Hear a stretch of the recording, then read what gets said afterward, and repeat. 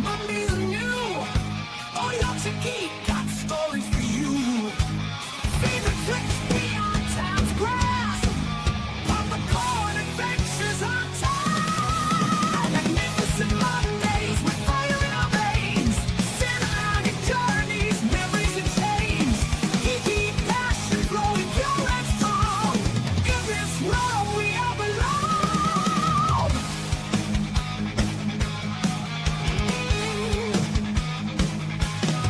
Movies and war and stories that fly.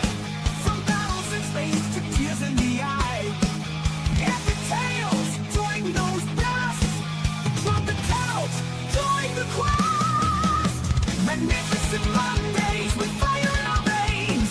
Cinematic journeys, memories and change. Geeky passion flowing pure and strong.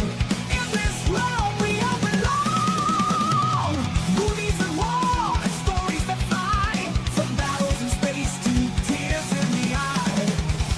Epic tales, join those best. Drop the couch, join the quest. Magnificent Mondays with fire in our veins. Cinematic journeys, memories and change. Geeky passion flowing pure and strong. In this world we all belong.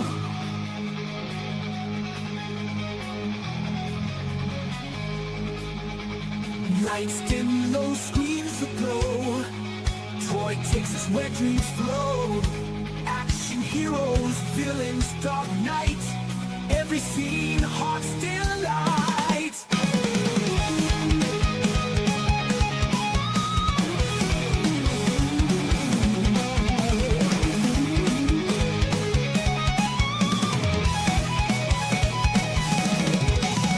Geek myths, giants rise and fall.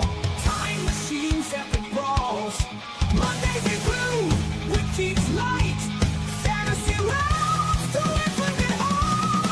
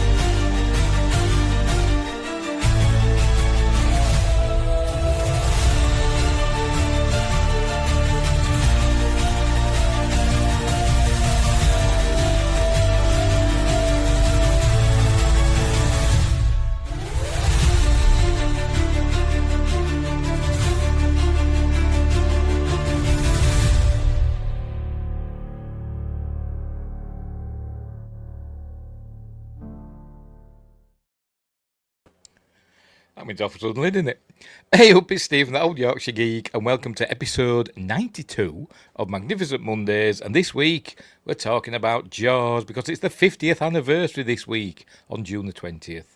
It's the 50th anniversary of the release of Jaws, that little film that not many people have heard of, because Windgrace says TOYG, whatever, is always pulling these obscure relics out of the ether. I know not many people have heard of this film, and but anyway, welcome. And Quest is here as well, saying hey all, and doing quotes from the movie already. we'll get to that later. But anyway, before we start, don't forget to like and subscribe, share the videos, drop a comment, hit the notification bell if you're subscribed already. Right, let's see if we're live everywhere. I'm presuming we're live on YouTube. Yes, we are. We should be live on Rumble. Yes, hang on. I think we should be live on Rumble. It was live earlier on. For some reason, it's gone off. There we are. I'm back on again. And we're live on Twitch as well. Don't know why I keep doing Twitch. Right. What else? Oh, I explore the description for links for stuff such as merch and me books. Them two. Where are we? There we go. Yeah. Amazon Kindle and paperback. Give me a whirl. What else? Me links for stuff like me music website channel, and go subscribe to that while you're at it. What else? And other stuff. Just have a look in the description and click on the links that's in there. They're safe, don't worry. What else? Super chats and super thanks are greatly appreciated. Become a member and then you'll get exclusive access and early access videos and stuff like that. Right. Okie dokie, is that it? Right, so we're off, I think. Jaws, a little film based on a book by Peter Benchley. I've had this a while, can you tell? I read this. When did I read this? I'm trying to think now.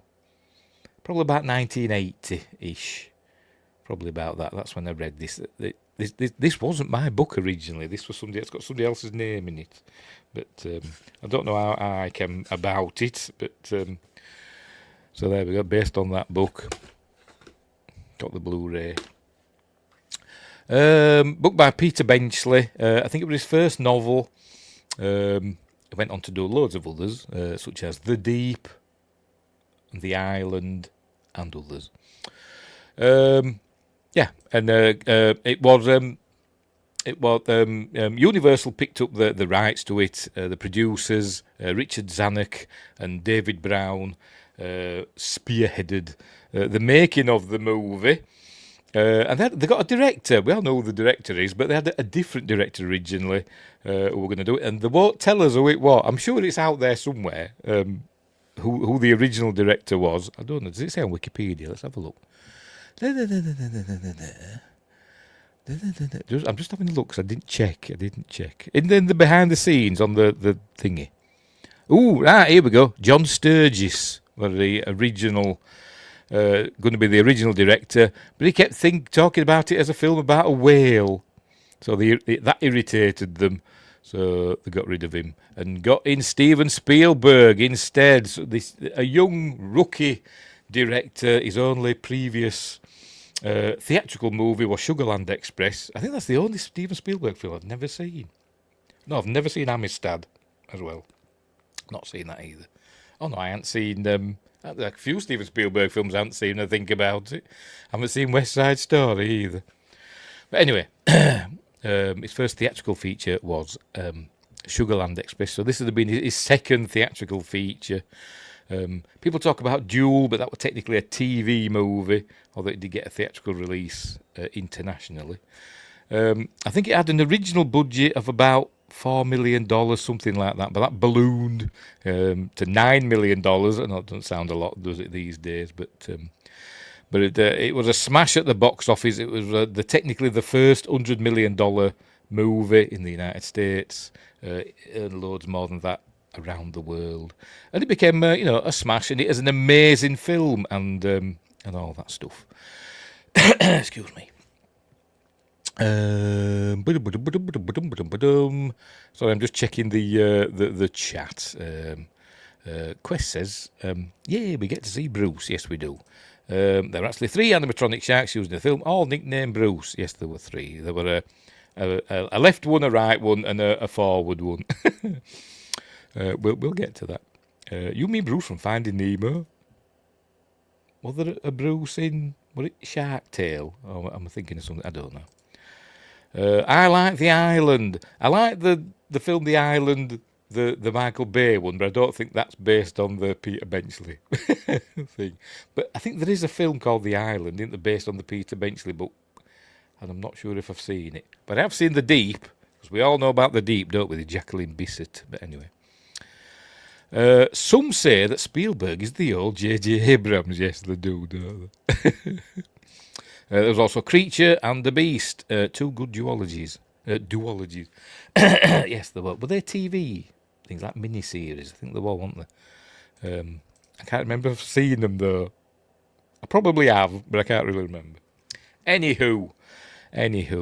So, anyway, so where were we? Oh, aye, so ended up being directed by Steven Spielberg. The screenplay was by Peter Benchley and Carl Gottlieb, both who have roles in the film. But the original script were by Howard Sackler. I'm trying to remember now off the top of my head. I'm just checking. Writing.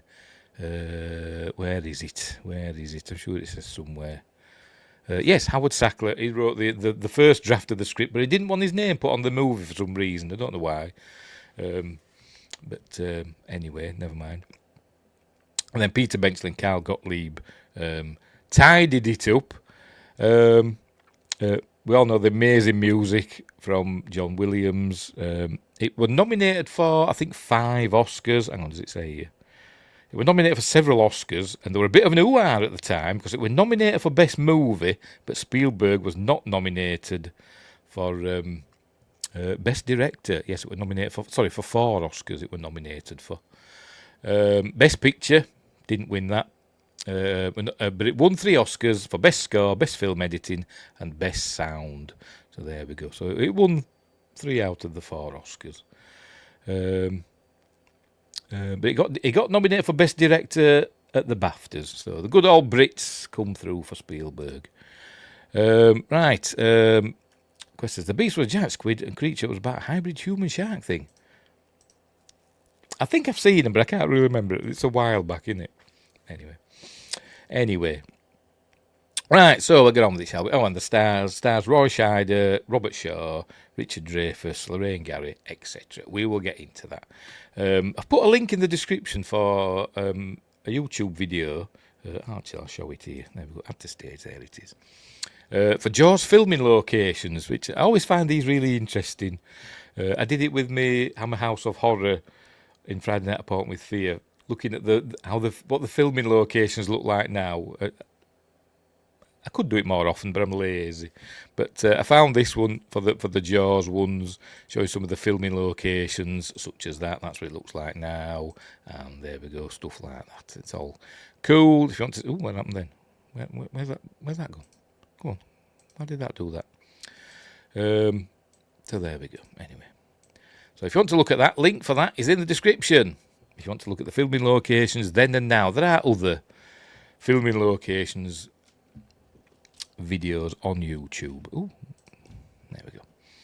Right, so I'll get rid of that. Right, we'll just get on with the film, shall we? I'll not just play the film. Obviously, YouTube will go mental. We'll watch it in a series of stills, and I'll try and remember the information I've gleaned from the special features and all that stuff. Quest will probably correct me on lots of things. Right, what am I looking for? F11, that's what I'm looking for. Right, so get myself sorted. I'll pop myself down in the corner. Here I go. I'm going in the corner. Right, off we go.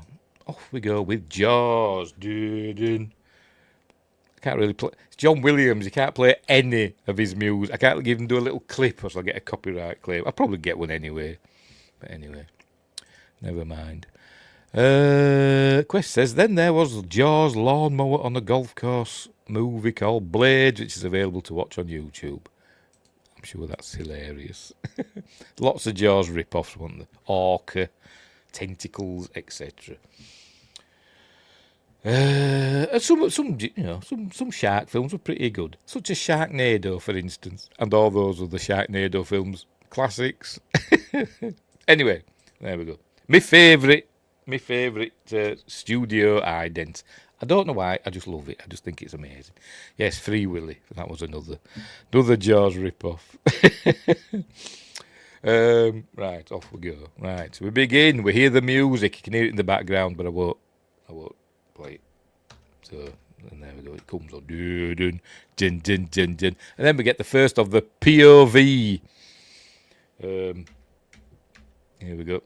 POV shots. Because obviously, as we all know, the shark is not working. So they essentially just had to make do with point of view shots for the shark. And John Williams' amazing music, which he won an Oscar for. Lorraine Gary, by the way. Let's go through the... Pete's sake. Go on. Where are we? Oh, there we go. Main stars: Roy Scheider, Robert Shaw, Richard Dreyfuss. I bet that's a fight for the order. And Robert Shaw's agent probably said, "Okay, well, stick him in middle, but put him higher up." So they can argue over who has first billing. But I'm trying to remember now. They originally wanted Lee Marvin for the Quint role, but he just wanted to go fishing, properly fishing. Didn't want to actually do a film. And then they wanted somebody else. Can't remember who now. I've forgotten who. He wanted somebody else to Spielberg, but they ended up with Robert Shaw, who is amazing. You can't imagine anybody else being in. Rob Schneider. No, not Rob Schneider. Was he born when this came out? I don't know. I don't even know how old he is.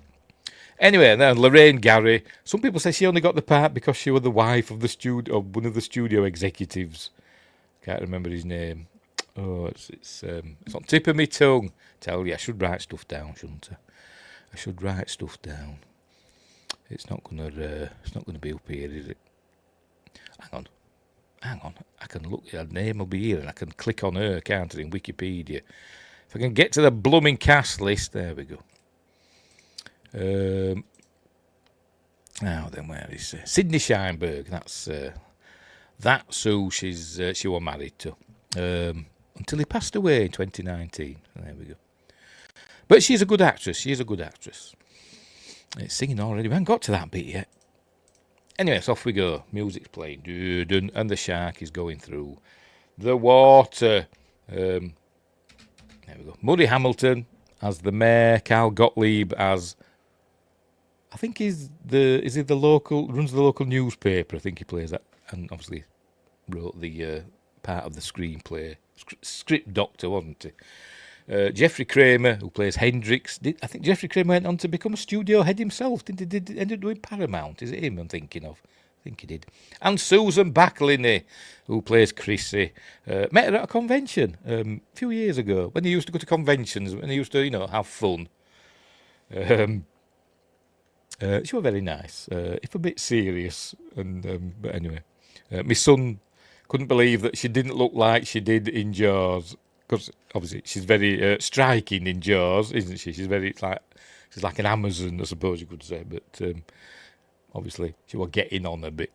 Anyway, right, music by John Williams, and then we cut to hippies on a beach, playing harmonicas and smoking stuff that's not quite legal, or probably wasn't then, and kissing. So wondering, there should be a serial killer. That should be somebody in a mask getting them. No, it's a shark, isn't it? Anyway, so this is where we're going to meet Chrissy. I can't remember his name. I know he's got a name, but I've forgotten it. I forgot his name. Right, hang on. Plot. Does it say? It doesn't bloody say, does it there? Right, we'll have to look at the cast list. I'll know his name. I'll know his blooming name. But I can't remember. Whatever. Quest's still doing his blooming things. Can't stay down, not with 3 barrels, not with 3, can't. Anyway, so he's eyeing up, whoever he is, he's eyeing up Chrissy. There she is.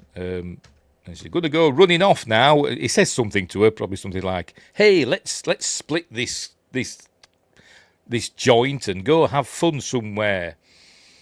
Anyway, Wingrace says, "Oh crap, I can't comment from my new account. Boo! I'll check back in mid. Well, I will try and sort something out in a minute. Are you on Wingrace? Just bear with me. I'll pause the film while I sort out Wingrace. If I can remember how to do it. I've forgotten how to do it now. How do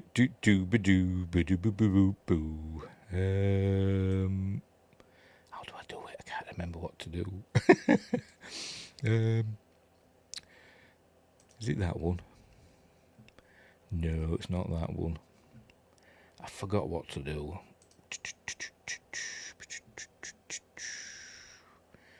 Oh, never mind. I can't remember. There's a way to make it so that I can make people, I can allow you in, and I forgot how to do it. I can't remember what to click on.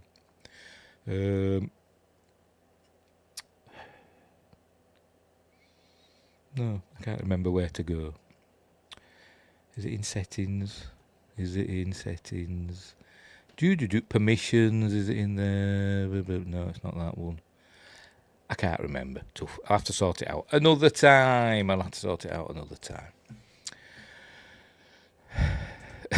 I won't, because I can't remember what to do. Anyway, right, they're off. She's off. There you go. What's your name again? Chrissy. What we doing? We're off swimming, she says, as she starts just taking off all her clothes and just leaving them behind. She really, really wants to go for a swim, doesn't she? And off she goes. By the way, he's very drunk, by the way, and he goes rolling down the sand dunes, and off she goes into the sea. This was famously filmed at Martha's Vineyard, which is an island off Massachusetts. A couple of islands, isn't it? Because there's Chappaquiddick next door. So it filmed on there in. I think it's supposed to be in the summer, isn't it? 'Cause July the 4th is coming up, but I think it was actually filmed not in the summer. Well, some of it was, but there's some scenes in it, and you'll watch it and you think that's not the summer, because there's some trees that don't look very summery. I'll try and point them out when we get to them. But anyway. And Justin's here saying, hello everyone, hope everyone is well. Yes, we're fine. We're just going to watch Chrissy Watkins, is that her name? I'll look at the book. Will it say in the book? Will it say his name in the book as well?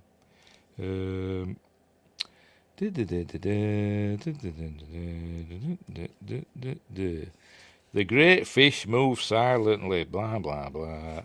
Let's go swimming. The fish smelled her now, it says. It doesn't say her name in this, it just says the young woman. Yeah. I'm sure she'll have a name later, but not at the beginning. Anyway, whatever. Right, she's off swimming, and the young man is passed out on the beach, drunk. So here she is swimming away in the cool ocean. There he falls over, drunk. But then, classic scene, shot. So here it comes. Oh no, it's going to get her now, and then she's going to get. I don't know. It goes too far, doesn't it, with a skip? There we go, and then we see, whoop, something's grabbed hold of her. Brilliantly, this scene is probably the one that's most faithful to the book, I think, maybe, because the book really describes it well, and you can imagine what's happening here. Something's got hold of her. And in the book, she reaches down to feel her leg, and the water feels warm, but then she just feels a stump with bone jutting out, and she starts panicking then. She realises something's just bitten her leg off. And then anyway, it grabs hold of her, pulls her backwards and forwards. She's actually on cables there, and there's fellas on the beach, because they mustn't be that far from the beach. There's fellas on the beach pulling her backwards and forwards. But anyway. And she's being got, and he's still asleep. Look, but meanwhile she's screaming in her head. You'd think they'd hear her, wouldn't you? But they're not doing. Anyway, she grabs hold of this buoy, or a buoy as we call them, but you call them buoys, for safety. And I'm watching it. I'm thinking, I would pit in my stomach. Every time I watch this, I can feel it pit in my stomach. It all tightens up. Because I'm thinking, probably under the sea now, all her guts are probably hanging out and everything. Because it's had hold of it and it's ragdolled her. And she's dying, isn't she? But she's not dead yet and she's hanging on. And then it grabs hold of her again and she's going, it hurts. And let's say probably all her guts are all probably spilling out into the sea. But anyway, and then it pulls her under. There we go. She just goes under. Scream. And she goes, please help. And then that's it. That's the end of Chrissy. And I guess she could be called Legless. Too soon, win Grace. Anyway, so that's the end of her. Right, and then we cut to, well, we dissolve to Chief Brodie and his missus. What's she called? Mrs. Brodie. I can't remember what the blooming call her now. Ellen, of course it's Ellen. Ellen Brodie, of course, yes. Oh, anyway. Waking up in the morning, and my favourite line in the film, I'm surprised Quest didn't say it, but she's asking where are the kids, and he says they're in the backyard, and she says in Amity you say yard, so he says they're in the yard, not too far from the car. There you go, my favourite line. I'm gonna play it solid. They're in the yard, not too far from the car. My favourite line. I probably quote that more than any other line in this film. Anyway, right, so he's getting up. This is Michael. Yeah, that's Michael. The younger one's Sean, into he's Michael. Who would be played by Dennis Quaid, I think, in Jaws 3. Is that Michael? Yeah, I think it is, isn't it? If she doesn't like it, she could kick me out. If she had two legs, she would have done. Anyway, he's hurt himself. Says, you were playing on those swings, weren't you? I've told you not to play those swings. They're dangerous. And then in a couple of minutes' time, we'll see his missus and the other kid on the blooming swings. Anyway. Right, so he's getting a phone call, being told that, somebody's gone missing. So off he goes. Look. What happened then? Stupid bloody thing. Look, they're on the swings, look. Unbelievable. When the chief of police has just told them not to do it. Anyway, so off they go into town. It doesn't look very summery, does it? It's very brown. But anyway, whatever. Right, so he's met up with the young man, whose name I still can't remember. Is it Cassidy? I don't know, because there's in the cast list there's somebody here says Cassidy. Is that him? I don't know. I'm probably wrong. It probably isn't him. I don't know. Maybe it is. Maybe it isn't. Anyway, so he's explaining that he's a local. He's an islander who was born on Amity Island. They're not talking about Long Island. They're talking about Amity Island. It's not Amityville, where the Amityville horror took place. This is Amity. Anyway, so he's saying that she's gone missing. They were going to have fun and all that. And he said, oh, she ran out on you. I said, no, she wouldn't do that. But then they hear a whistle. And they go running to see. And we see Hendrix collapsing to his knees, blowing his whistle. Probably throwing up as well. And giving his mouth a wipe. He's found something horrible. So they go and check.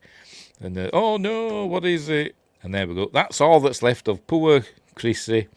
They had a fake hand. They made like a fake hand.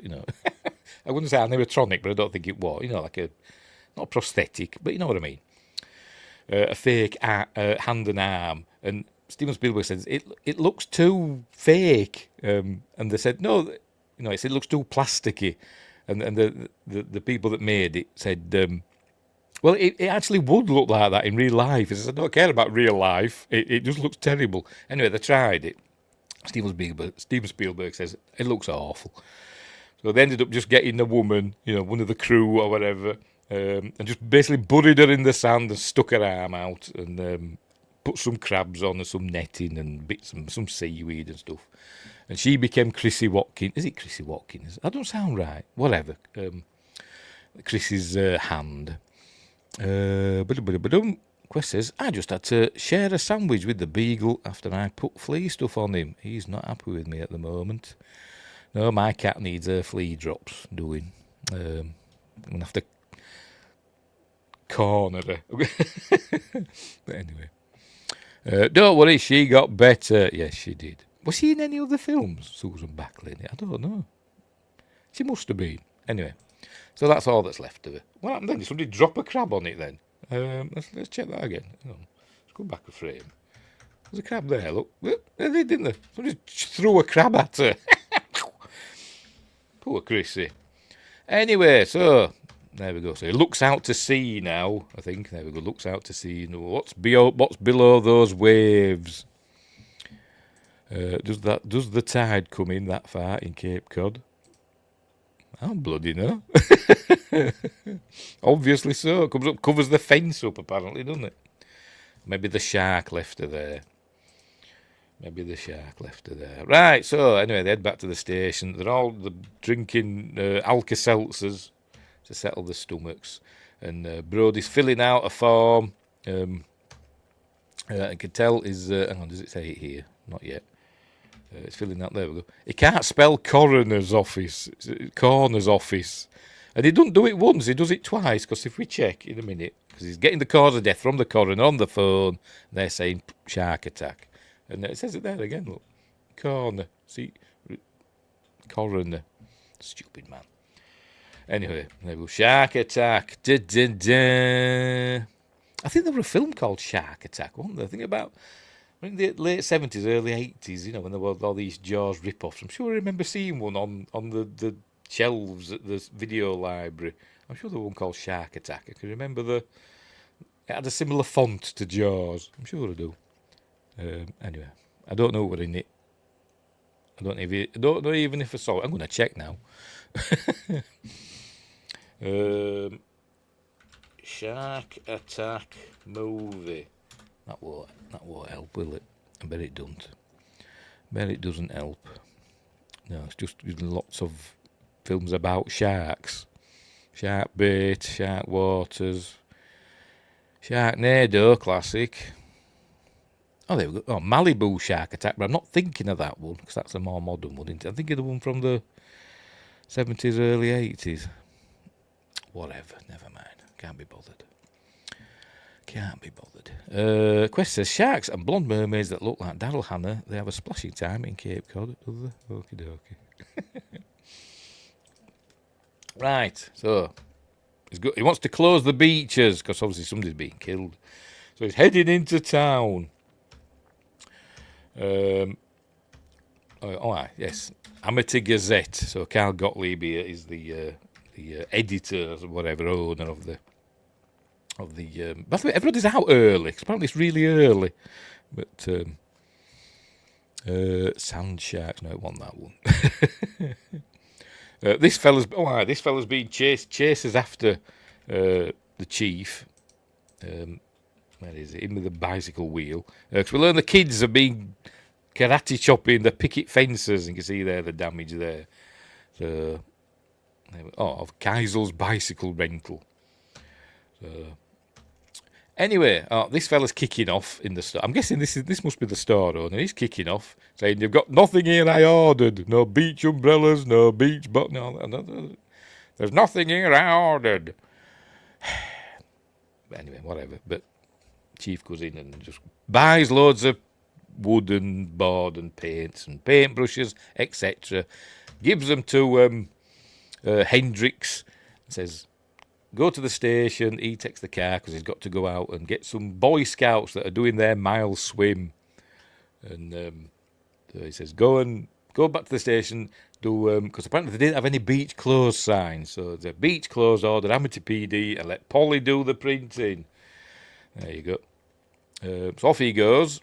But here comes the mayor, Murray Hamilton, who's only got one suit, apparently. He just wears this suit with the anchors on. Every scene is in the film. So Hendricks tells him, "We've had a shark attack, Mr. Mayor. We've got to close the beaches." So anyway, right. So Martin Brody, the chief of police, heads to this ferry, which is a real ferry. That's the real ferry operator. It's the ferry between whatever the name of the town is on Martha's Vineyard and Chappaquiddick Island. But that were where one of the Kennedys had a wee accident, didn't they, on Chappaquiddick? back in the day.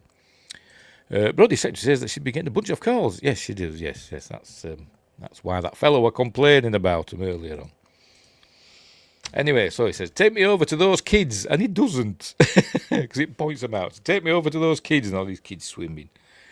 But then this car arrives, and he just takes them over to the other side, the other ferry port, or whatever you want to call it. But they come out, they're basically ganging up on the chief. He's the coroner. Well, apparently there's quite a few local actors from Martha's Vineyard, including him, and I think the fella that plays Chris's boyfriend. I think he's a local actor, and Alex Kintner's mother, who we'll see later.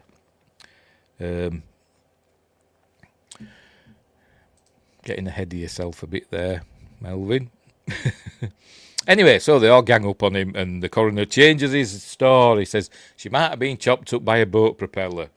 So he says, "Well, I'm just reacting to what I've been told, But he says, look, we're a summer town. We rely on summer visitors. 4th of July is coming up and all that. And if you yell barracuda, people will go, huh? What? You yell shark, and you get a panic on your hands on the 4th of July. He don't say it like that, but anyway, so there we go. So that's what he's saying there. And then he says, okay, you can take us back now. So they leave those kids, those scouts. They could have been eaten by the shark for all we know, but they're not. Let me see this rather large person heading into the sea. And there's Alex Kintner in his red trunks. And I don't know, because I'm a big person, I've got a gut and all that, but I always imagine this person like walking, they look very, though they make a noise when they walk, don't they? Anyway, right, so he comes out, here's his mother. My base played by Voorhees, I forgot the name, I forgot his first name. Jeffrey Voorhees. I wonder if he's related to Jason. and Mrs. Kintner is played by Lee Fierro, who apparently her most famous scene in this, where she slaps Chief Brodie later on, and apparently she was always getting asked by young men to slap them, but she stopped doing it apparently after a while. So she reluctantly lets him go back in the water with his life raft, and there we go. They're all having fun. There's the dog, Pippet. I don't know the name of the dog. Is it going to tell us? He calls it. I'm sure he says Pippet, or is it something else? I don't know. But anyway, off he goes. There he goes into the sea. Now the dog having fun with its stick in its hand, but not for long, as we'll see. There's throwing it again. I've got the subtitles on. Yes, I have. Right, fair enough. Right. Oh, these cool wipes that Spielberg's using for the different shots. Using a wipe to change between, the point of view of Martin Brodie and what he's looking at. There we go, like that. Look. Just using people walking past as a wipe. Pippin, it's used for a dog in Meg as well. Meg's crap in it is really. And so's Meg 2. My son's just bloody bought that Meg 2.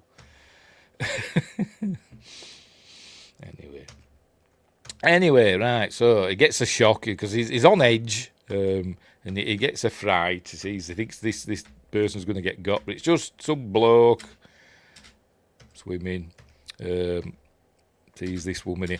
Oh, split diopter scene. I'm always pointing out split diopters. There we go. You can see the line there. So he's in focus and the background is in focus. You see he's a woman in trouble. Oh, what's happening? But she's just mucking about with her boyfriend. Anyway, right. So I'm going to kick off in a minute now. So now there's young Sean building sandcastles, and he's looking for the dog. Look, Tippet. Oh, right. It says Tippet in the subtitles. I wonder if it's in the cast list. You know, the dog. As find out the name of the dog from the cast list.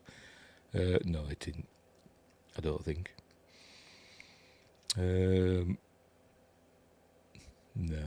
don't know. But it says Tippet there. I always thought it was Pippet. Whatever. Whatever. Anyway, never mind. Wondering where the dog is, but then we see the wooden stick floating. There we go. So obviously the shark's picking the dog out of its teeth as we speak. And here it is swimming about. Point of view, because the shark is not working. The shark is not working. It kind of did work in this scene, but anyway. Here we go. It's where we get its first glimpse of the shark, and it kind of gives me the chills. It really, really does, as this scene. Because it's heading for poor Alex Kintner, and here we get its first look. There we go. See its fin as it grabs him, rolls him over, pulls him under. And it was actually longer in originally. They did actually film stuff where we saw it. They had like a dummy. It was like a shop window dummy that they used in place of the kid. Hang on. Scene was more graphic in the book. Well, yeah, I think all the scenes were more graphic in the book, but it was more graphic in the film as well. But they took it out because it would be a bit too much. But we do see him getting there we go, getting pulled up and down. There we go. Ah! There's people just pulling him up and down in the water. So poor Alex Kintner's being got. And they're all like, and he's like, get out of the water. So everybody's coming out of the water, and she's, where's Alex? So the second victim, third if you include the dog. And there we go. She's put a reward out, $3,000 and no cents. Because she's been very, meticulous. But bounty for the man or men who catch and kill the shark that killed. There we go. Alex M. Kintner on Sunday, June 29th. So it's a weekish before the 4th of July on the Amity Town Beach. Right, so they're having a meeting. Or the local business people or the local town council, whatever, about what's going to happen and are they going to close the beaches, and she's saying, she doesn't think they should close the beaches, and other people are saying they don't think they should because it'd obviously affect their businesses, etc. But it's the famous joke, is that check for the $3,000 in cash or, whatever, that bounty in cash or check. That's not funny at all. But anyway. Right, so, he says they're going to close the beaches. And, I said, are you going to close the beaches? Yes, I am. And then the mayor said, I just noticed he's got a different jacket on there. So, I was lying earlier on, wasn't I? Saying they only wore the one with the anchors on. He's got a different one there. There we go. And he's only 24 hours. And he goes, I didn't agree to that. So they're all chuntering, performing. Somebody goes, 24 hours is like 3 weeks. Shut up. But then they all stop because they hear it.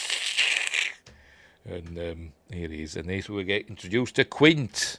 There he is. All know me, know what I do, how I make my business. This fella here, I've forgotten his name.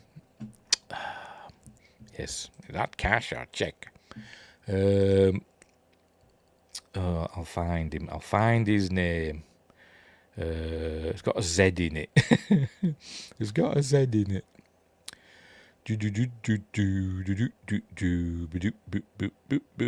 Too many people in this blooming film, Steve and Spielberg. Where the hell is he?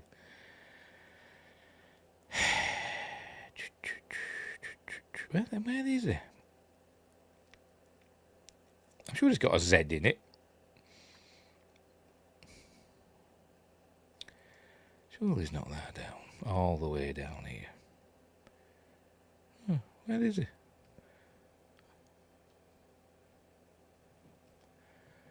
Because he is Quint's first mate, but it's not showing him in the blooming cast list for some weird reason. We see him a couple of times. He don't have any lines, but he did film a scene where he had a line where he actually quits. And he says, "I quit, Mr. Quint." Obviously, he doesn't want to go out, to catch the shark. Where the hell is he?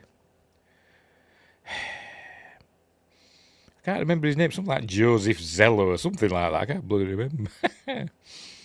Why ain't he here?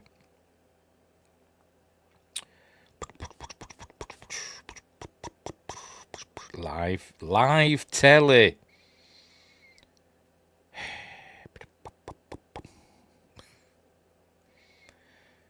He's here, so we should be here somewhere. Or is the fellow with the Z, the fellow that they sent to Australia to double for Matt Hooper? Can't remember. But I still can't see this. I don't bloody know. Anyway, he was supposed to have a. Justin says, "Poor puppy and poor kid." Yes. He did have some lines, but they got taken out. Anyway, saying his Quint, you know what I do, but this is a bad fish. He says, he values his neck more than $3,000. So I'll find him for 3, but I'll catch him and I'll kill him for 10. That's what he says. Think about it, basically. Handy up. And, put your businesses on a paying basis. Are you going to play it cheap and be on welfare the whole winter? So there we go. So they say, we'll take it under advisement. So off he goes with this fella with his mucky hat. Dirtier than my hat needs washing, I must admit. Right, so they put the beaches closed signs out for 24 hours apparently. But anyway. He's looking at shark books. He's been to the library and got some shark books and scares his missus. This is one of the want to get drunk and fool around. That's one of the ad-libs. I can never remember that word, can I? The other word for it. That's one of the ad-libs in this film. Apparently Steven Spielberg, encouraged them to ad-lib that other word as well. I can never remember. Anyway, never mind. The business people are worse than the shark. I feel for them, but come on. I know they just don't want to lose money, do they? But anyway. Don't care about the people as long as they're spending money. Anyway, he says... we learn that Michael's sitting in his present. He's got a present. Is it his birthday? I don't know, but he's sitting in his present. He's got a boat, so he plays as Chief Brody. He says, get out the boat, get out the boat. Or get out the water or something like that. She says, he's not in the water. Oh, get off the ocean. He's not in the ocean, he's on a boat. And so she's sticking up for Michael, saying, he'll never go in the water again after what happened yesterday. They said, "Oh no, I don't want that to happen." But then she looks at the book that Martin were reading, and she just happens to open it up at this picture of a shark attacking a boat. So she says, "Michael, did you hear your father?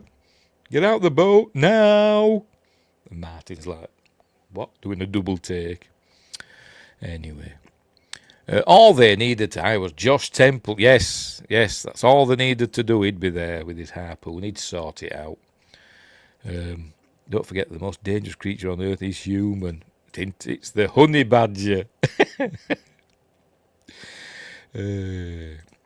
Shaw should have got the Oscar for this. Yeah, I'd be. He should have at least been nominated, shouldn't he? I said he only got 4 nominations and none for acting. Unbelievable. Right, so where we're going to meet... I can't remember the names now. There's Charlie and Den something or other. I don't know. Will it say? I'm going to trying to find bloody stuff in this. Den Herder. Charlie and Den Herder. They're going to try and catch the shark using one of their wives as Sunday roast. So here they are. Got a big massive hook. There we go. There's the roast. Holiday roast. In it goes. They've fastened a tyre to it, and out it goes. The shark takes the bait. But meanwhile, Martin's reading his books again and looking at some gory pictures in a minute. Looking at some sharks first. What's going on there? What's that we're looking at there that's got a big hole in it? I don't know. Anyway, whatever. Is that a megalodon shark mouth? It looks a bit big, doesn't it? But anyway, speaking of the here he's looking at his gruesome pictures of shark attack stuff. Ah! That picture freaks me out. It does. It's dead scary, isn't it? Anyway, right, so the shark takes the bait and off it goes with it, and it takes out the pontoon as well. There it goes, or the dock, or whatever you want to call it. How many members of his family for a joint that size? Well, they're Americans. It's probably just him and his wife. Don't do anything small, even in Nantucket or wherever they're supposed to be. Anyway, so Charlie ends up in the water. Den Herder gets out sharpest, but Charlie's swimming for his life, and the pontoon turns round and starts coming back for him. Again, the shark is not working. I wonder if this scene originally was supposed to see the shark. I don't know. But he's saying, swim for your life, Charlie. And he just makes it out. And then we've got the shark lets go of the pontoon, of the dock, and it just ends up there. So, can we go home now? Right, so then we cut to another local actor, I'm guessing, because he just comes out, looks around and walks off, and you can imagine Steven Spielberg saying, don't look into camera, because he just walks out like this. Look. Hang on. Looks round. Walks off. That'd be me. That'd be me on the set. If I were ever an actor or an extra, I'd be like, totally, act natural. Be like that. Most homes in the UK don't even have an oven. That's true. That's true. I mean, Christmas, when they get the turkey at Christmas, it barely fits in. It does. Yeah, it does look a bit like Popeye, doesn't it? Bless him. Bless him. He's supposed to be the harbour master, Frank Silver, played by, I did see his name here somewhere. I probably can't find it now. Played by, I did see it in this list. I noticed it earlier. Probably can't bloody find it now. There we go. Donald Poole. There we go. He were uncredited. Right, so anyway, all the local people, or not local, but people from everywhere are arriving now to go and catch the shark. Because after what happened with Alex Kintner, now everybody wants to catch the shark. Here comes the arrival of Matt Hooper, throwing his bag up to Ben Gardner, who we're going to see, who doesn't get ahead in life in this film. Anyway. Right, so lots of people are getting ready to go out and catch themselves a shark. And so it's all fun and games, and the police are overwhelmed. There's just Hendricks and Brody, because they don't get any extra help until the 4th of July. Justice says, always wondered, was Brody attacked by a shark as a kid? Just how he acts, or was that in the book? I can't remember. In this, it's just supposed to be scared of water, isn't he? Drowning, he calls it, doesn't he? She says there's a medical term for it, and he goes drowning, because he's scared of the water, isn't he? Which is fair enough. I'm not keen, to be completely honest. But I don't know if he had anything happen to him as a kid. It's a shilling to tie your boat. Does somebody say that? Is that in the script? I don't remember hearing that. Oh no, that's what's his? That's isn't it? Is it Pirates of the Caribbean? In it? Is it? I don't know. Aquaphobia. Is that like sea spiders? I know, it's fear of water. Or is that hydrophobia? That's rabies, though, isn't it? Anyway, I don't know. Right, so, introduced, get introduced. I'm here from the Oceanographic Institute, Say, you're the fellow we call, just bear with me a minute. Anyway, they're all going out, and that's Ben Gardner saying, They're gonna wish their mothers had never met their fathers when they start digging the bottoms out and slamming into them rocks. I think it's W.C. Fields or something, but anyway. They're all going out, and why are they so close to each other? They're not close to each other, they're chumming the water really close, and then chucking dynamite into the water, blowing it. It's a big ocean. Get out there. Anyway. Took you a minute there, Steve. Yeah, no, I'm bloody hopeless. Bloody hopeless. There's chumming and stuff. There we go. Right, so Matt's going to do an autopsy on what's left of Chrissy. So there's not much left. She's in a tray. There she is. That's all that's left of her. They've got her in a tray. Are we going to learn? Is it Christine Watkins? Does it say? Hang on. It says it somewhere. Where are we? Come on, should be a subtitle somewhere. Yes, Christine Watkins. Oh, right. Yes. So we don't really see much of her because there ain't much left. But we learn that there's not a lot left of her, and he has to have a drink of water because it's not a pretty sight. And I always thought this bit that's coming up here, I always thought, well, this a real injury because it looks different to everything else. Or it did when I used to watch it, as a kid on TV and stuff. But they're going to show it. It comes round here now. This bit here, I don't know. For some reason, I don't know. It looks as though it's shot on different film stock, or the lighting's all different, or whatever. And I used to think, did they film a real autopsy there? But then I noticed, oh, hang on, there's Roy Scheider in the background, so they can't have done, can they? But no, it's a prop, obviously. But there we go. We're seeing what's left of her arm. How does he get away with it, by the way? PG certificate. I know it's a 15 in the UK. Oh, it's only a 12 in the UK. 12 certificate. I thought it was a 15. How does he get away with it? I have no idea. Anyway. It's like being afraid of heights, really. It's not the height, it's the fear of falling. It's either hitting the ground. It's the quick stop at the bottom. That's the fear of, isn't it? Anyway, so decides it's not a boating accident. This was not a boating accident. Great line in Stakeout with Richard Dreyfuss and Emilio Estevez, and they're doing film lines, movie quotations to try and guess. And Emilio Estevez goes, "This was not a boating accident." And Richard Dreyfuss is saying, "I have no idea." And he goes, "You're hopeless." Anyway. Right, so it says, it wasn't any propeller, it wasn't a coral reef, and it wasn't Jack the Ripper, it was a shark. And then we learn that somebody's caught one. Yay! A tiger shark that's not got many teeth left, it seems. That's a real shark, by the way. They all think they've caught the shark that's killed, the people.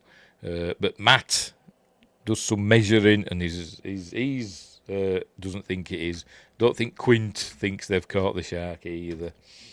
But anyway, so they're taking pictures and stuff. That's where he goes, a what? Tiger shark. But there we go. Another cool line. What kind? What kind of shark? Tiger shark. A what? A what? Oh dear. So, I said, what is this bite radius crap? And he said, you think it's a man-eater, stick your head in there and find out it's a man-eater. But anyway, so it says, the bite radius on that shark is different to the wounds on the victim, on Chrissy Watkins. So it says, what he wants to do is very simple, cut the digestive system on this animal is really slow. So cut it open. Anything it's eaten in the last 24 hours is bound to still be in there. And obviously the mayor says, no, I don't think so. We're not going to cut up the shark and have, the Kintner boy spilling out across the dock. But then she arrives as his mother. There she is. But how old is she supposed to be? Did she have Alex late in life? Or is it the sea air or something I don't know. Is she not as old as she looks? I don't know. Is this supposed to be her dad, or is it her husband, or her uncle? I don't know. But anyway. She's obviously dressed in black. This is where she slaps him. She gives him a good old slap. There you go. She says, Chief Brody slap. Apparently she's to slap him loads of times. I don't know why, but they just have this slapping him loads of times. Hey. Quest says, I was on an obstacle course once. Stuck behind a girl that froze because of fear, so I hung underneath to encourage her to go on.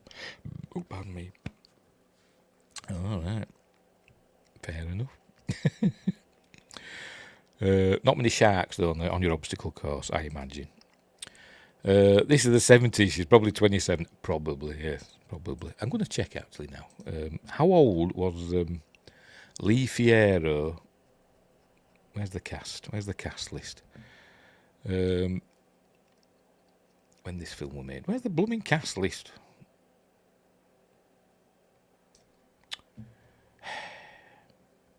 They're in a blooming cast list for some weird reason. Oh, there we go, casting. Now then, Lee Fierro. She was born. Oh, by the way, she passed away. She passed away in 2020. I wonder if it was COVID. Born in 1929. So, 39, 49, 59, 69. Told you what, you're in the mid 40s then. So she actually looks it, doesn't she? You're in the mid 40s when she made this film. So, yeah. Yeah. So I'm guessing she had Alex in the mid 30s, which is fair enough. My mum had me when she was in her mid 30s. Anywho, so she gave him a slap, and she says, "I've just learned that a girl died last week, and you did nothing. You knew there was danger, and you knew there was a shark out there, and you did nothing." And he doesn't defend himself. He doesn't say, "Well, I tried. I tried," but no, he doesn't defend himself. And he says, "My boy's dead, and there's nothing you can do about it. I just wanted you to know that." And then she walks off. And they say, "She was wrong, Martin." He says, "No, she's not." So, right. Anyway, so Martin's fed up now, so he goes home and he doesn't eat his dinner and he drinks, and then he has a little thing with young Sean, which were another. What's that blooming word? Ad lib. Why can I never remember that word? It's weird, isn't it? That word never sticks in my head. Windgrace knows it. Where they did this before. They were sat at the table there, whoever's playing young Sean, and they were doing that. They were copying each other.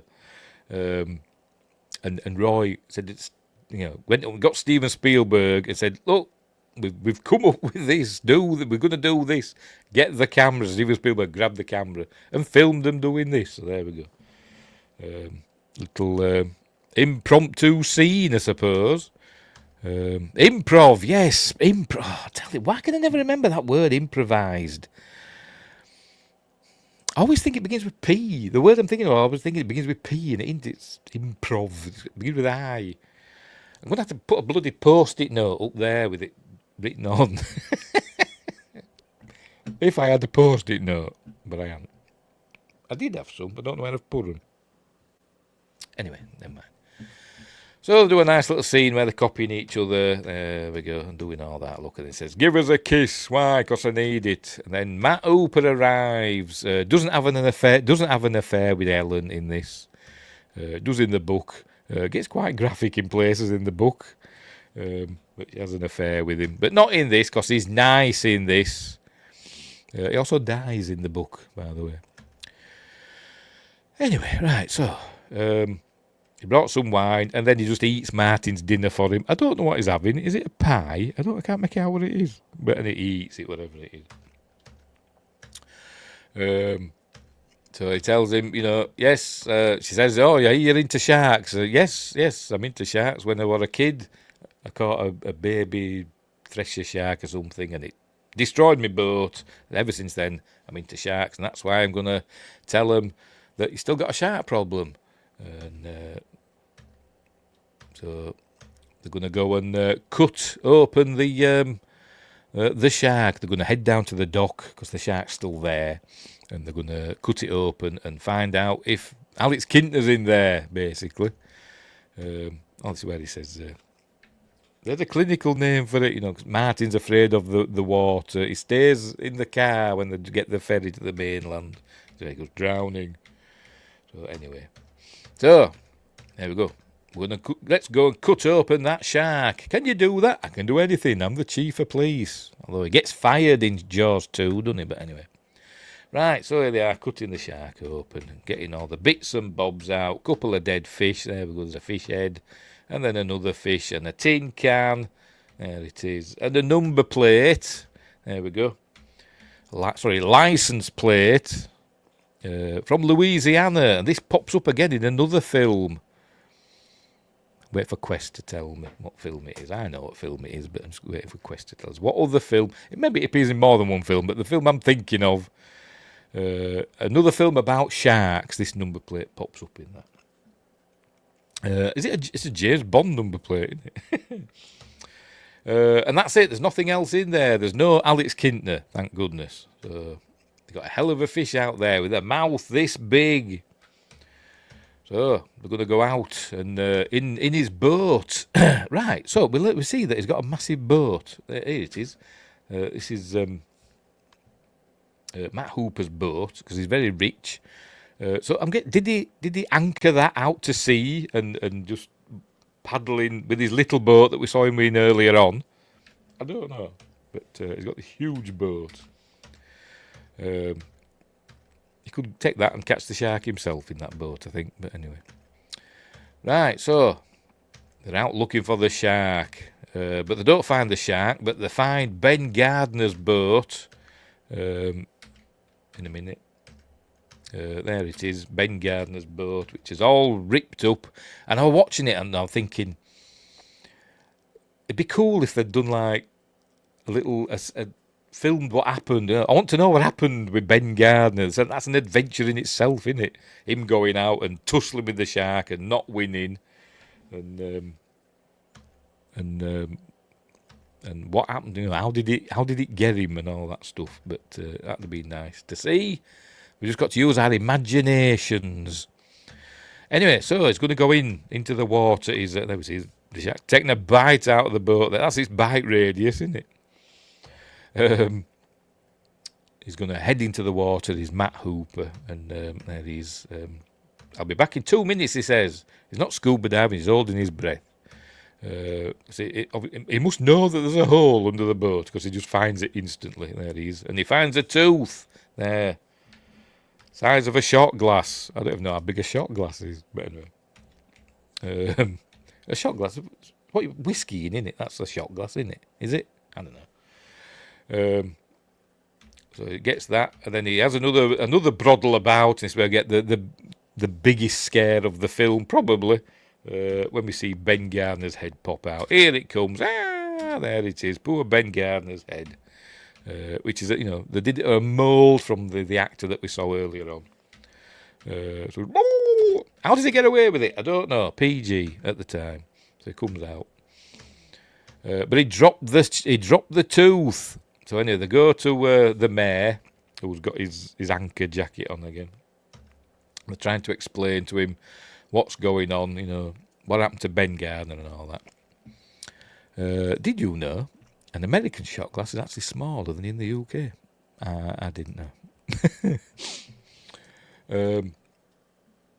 Which makes a change, doesn't it? I thought everything was bigger in America. Anyway. They go, if you open the beaches on the 4th of July, like ringing the dinner bell. This way tells him that he found the tooth of a great white, a Carcharodon carcharius. But he ain't got it anymore. You don't have the tooth. Well, he doesn't want to close the beaches, does the mayor? What does it say? Hang on. This is the description on the book. There we go. If I can read it, because it's all knackered. The spine-chilling bestseller, there we go, of one man against a giant killer shark and a town that won't face the truth. That's what it says on the front.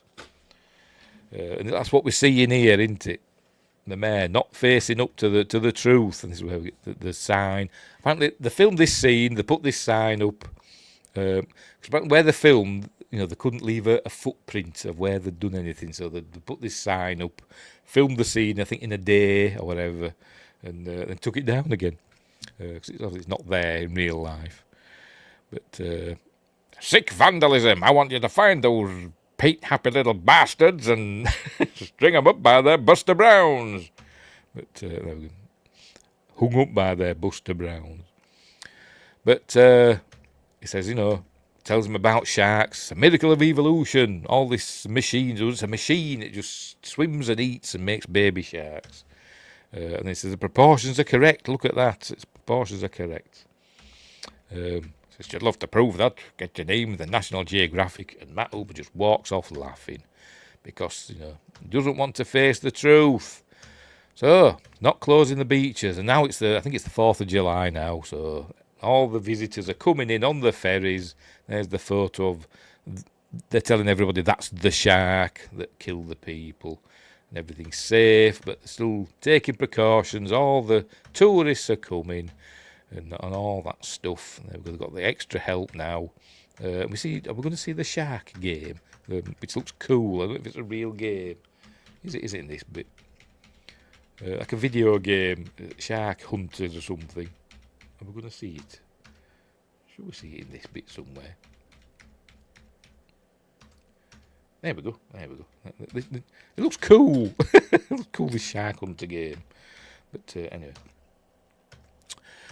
Hey, we were easily pleased back in the day.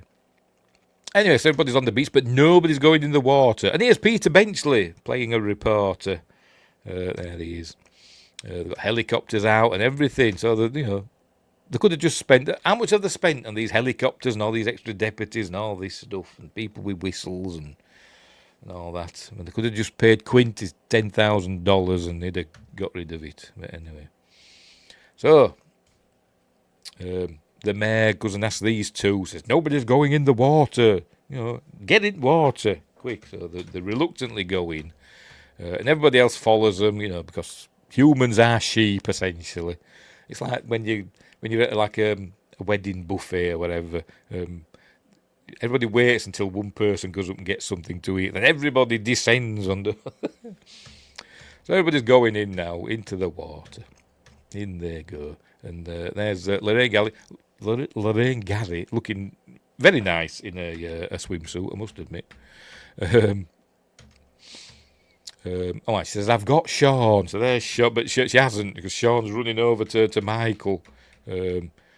Michael's, by the way, he's been told to put his boat in the ponds. Oh, the pond's for old ladies. Well, do it for the old man, will you? So he's putting his boat in the pond. Obviously, the pond's not safe either, as we find out. They're all just stood there in the water talking. Could have done that on the beach, but anyway. We're just going to talk.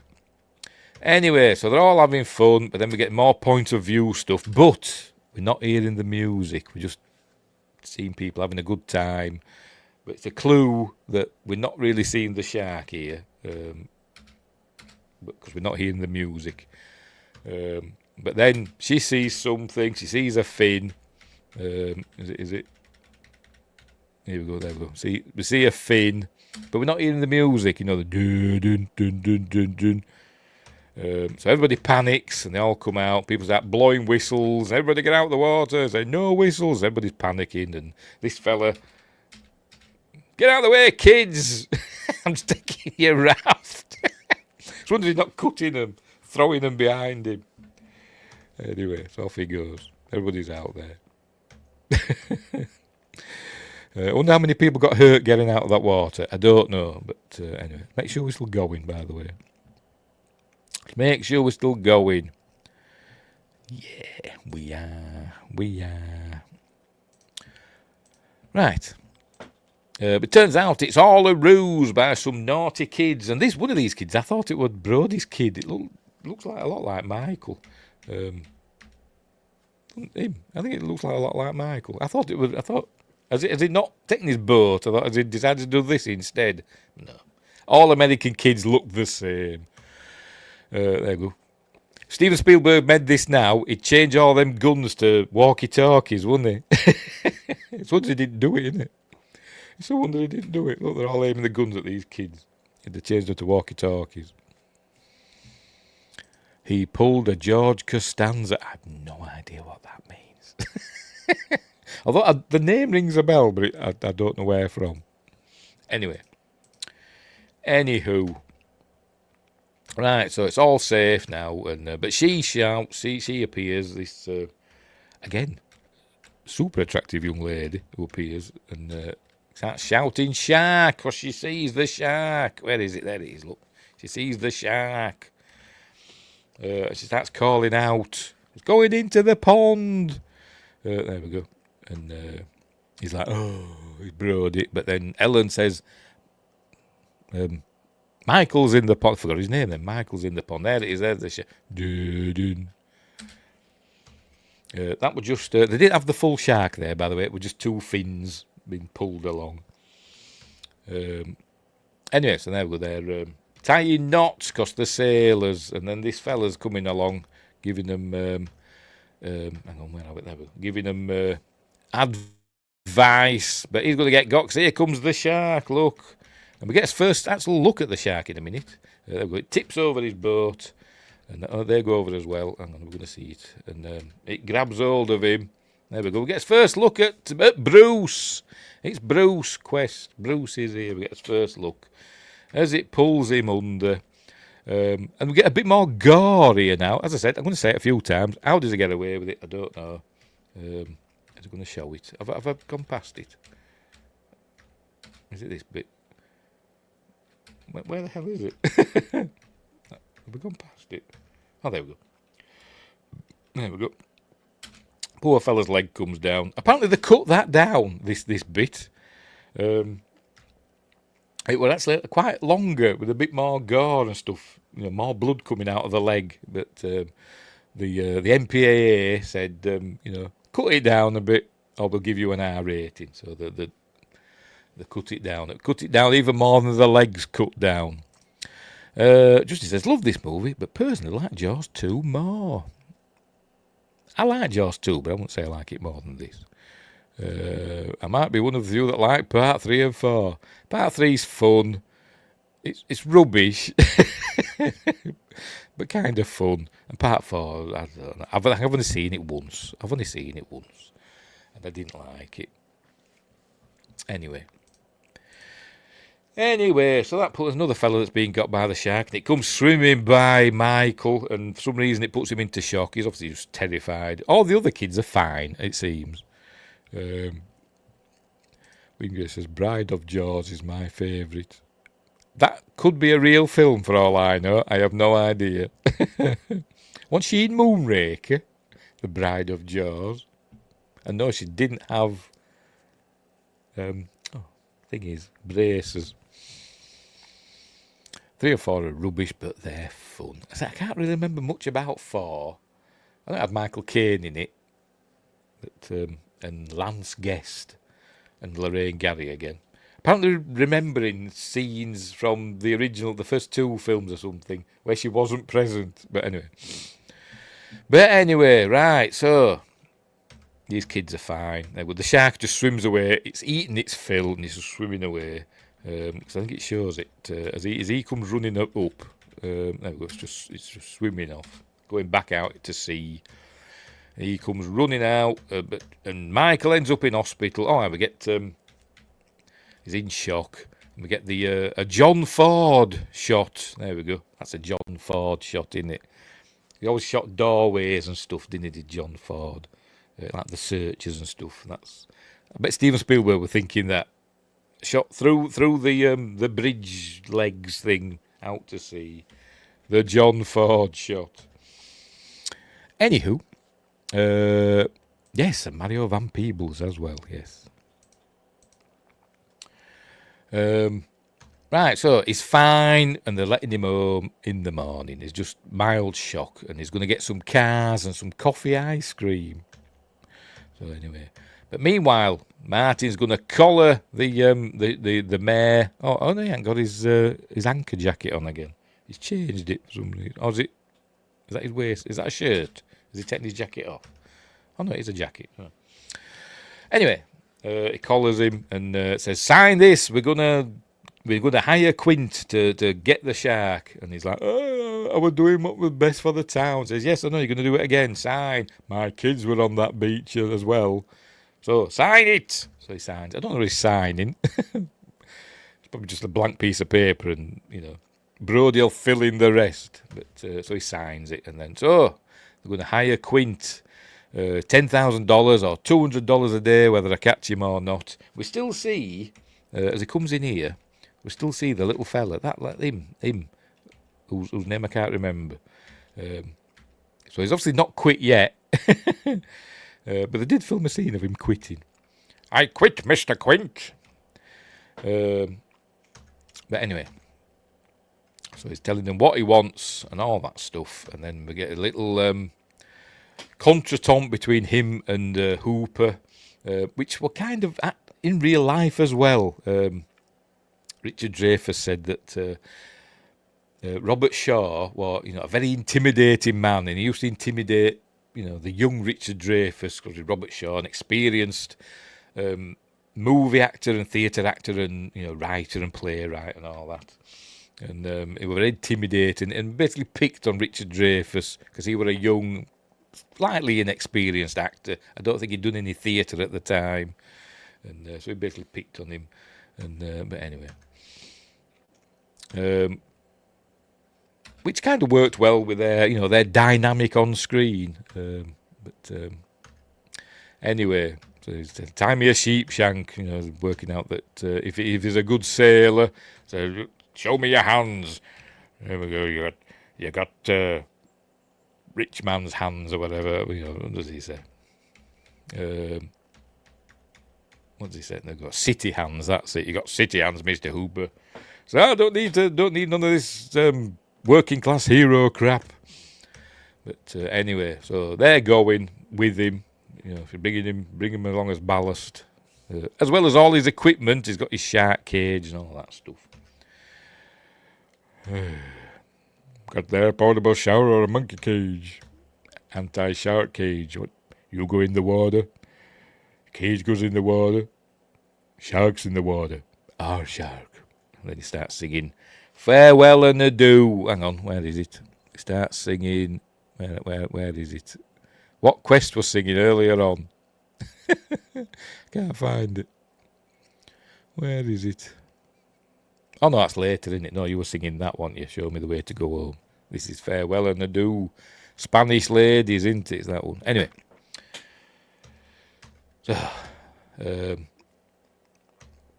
off they go. There we go. She's leaving him. He's leaving her. And then there's another bit of improv. Here lies the body of Mary Lee, died at the age of 103. For 15 years she kept her virginity. Not a bad record to this vicinity. That's another improv from Robert Shaw. They're saying, where'd you get that from? Is it from a song or a poem or whatever? We need to clear it, for copyright. And he says, no, I saw it on a gravestone in Ireland. So anyway. Windray says, so long and thanks for all the fish. Hitchhiker's Guide, they're dolphins. Which were in Jaws 3. That end scene with the dolphins coming out of Jaws 3. Bloody hell. Anyway. Right, so off they go. This is where the film ramps up a notch now and they're actually heading out to sea. Also where all the problems started, really, didn't they? Because they decided they were just going to film it all at sea and not in up to this point, seafaring movies had usually been filmed in, with models and, for life-size stuff filmed in, big tanks and all that stuff. Very rarely they've actually gone out to sea to do any filming. In this film, we're doing it out to sea, all of it. So that's what they're doing here. So it's chumming. And there were two orcas. There were the main orca, which were originally called the Warlock, which were an actual boat, which they repainted, renamed the Warlock. And then there were the Orca 2, which were fiberglass, which we see later on when it's sinking. They could sink it and bring it back up, and sink it and bring it back up. And Steven Spielberg ended up with the actual Orca. He took it back to California with him, and it was in the Universal Park, a park in California. It were in there, and he used to visit it regularly. He says he used to go and sit in it, after hours. He used to go in, sit in it, and reminisce to himself about the making of the film. And then he said one day he went and it wasn't there anymore. And they decided at the park, they said it was just sitting there rotting, so they just chopped it up and sold off the timber. And Steven Spielberg says he went mental. So he went crazy with them. But he says he got some parts back. He got the propellers and the pilot's wheel. But most of it is gone now. So he was a bit cross about that, was Steven Spielberg. But anyway, right, so they're at sea and he's chumming and it obviously stinks horrible, so he's using his Old Spice to against the smell.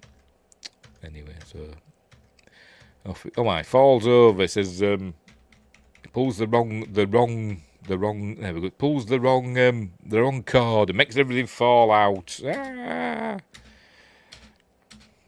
So we get his first clue. This is compressed air. You screw around with it, it'll blow up.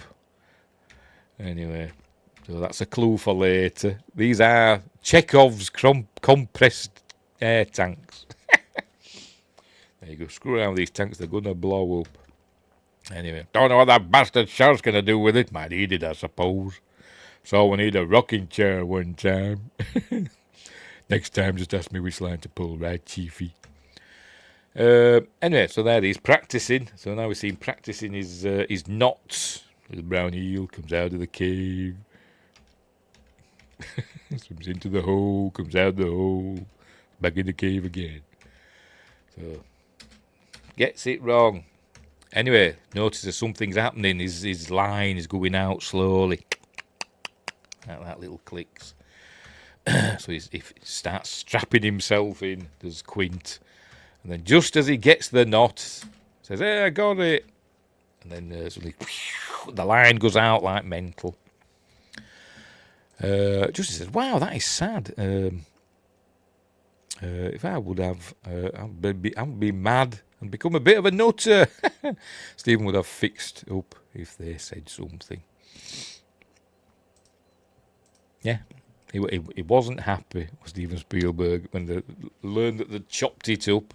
Poor Orca. The Orca 2 didn't fare much better. It stayed on, in Martha's Vineyard for a long time. It was there until the early 2000s, something like that. On the beach, people used to go and visit it and take bits, but that's not there anymore, apparently. Anyway, so right, he's caught the shark, but Matt Hooper doesn't think he's caught the shark. He said, I don't think you've got it. Best to let it go. It's got under the boat. It's a smart fish. Pardon me. And I've got something very big, and Hooper's saying, no, I don't think you have. Because Hooper thinks he knows it all. Anyway. Anyway, so he starts reeling it in, and the line breaks. The line breaks, and says, "Oh, thinks a small." If he says he probably got something else, and says, "You think that would bite through this piano wire?" You don't tell me my business again. Says, it doesn't mean a damn thing. It means you silly types, or whatever he says. Don't have the education enough to admit when you're wrong. Anyway, is it this one? You wealthy college boys don't have the education enough to admit when you're wrong, which is kind of true, to be honest. But then he just pulls faces at him. Anyway, right. So they're back on the case again. Still looking for the shark. They're chumming again.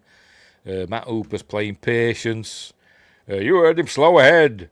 I can go slow ahead. Come down here and chum some of this shit. And here we go. This is where we're going to get another look at Bruce. Here comes Bruce again. There you go. Up it comes. The shark's working. The shark is working. The shark is working. So, action. Dear.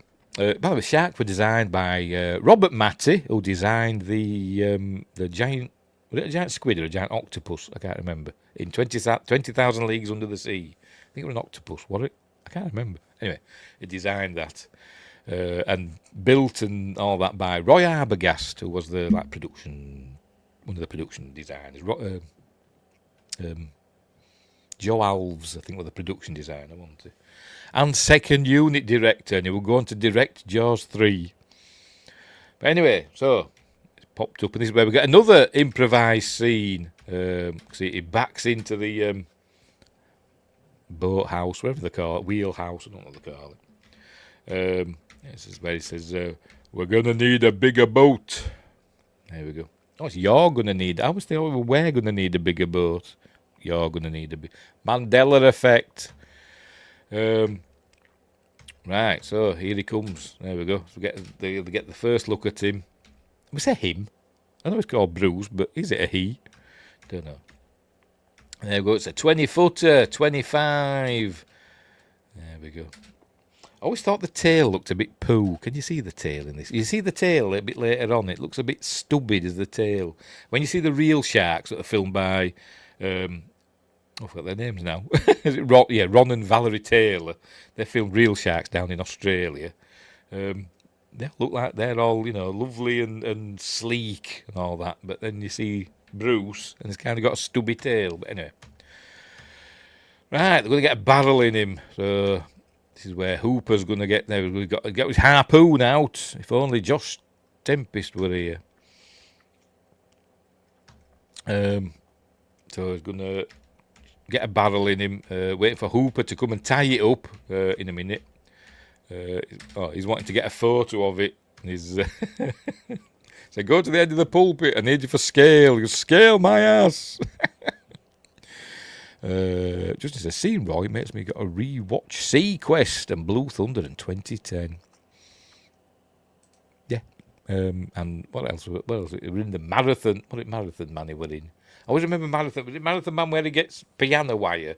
So he tries to kill him with piano wire, and he puts his hand up, and it all cuts into his hand. I always remember that. I think it was Marathon Man. Can't remember. Whatever.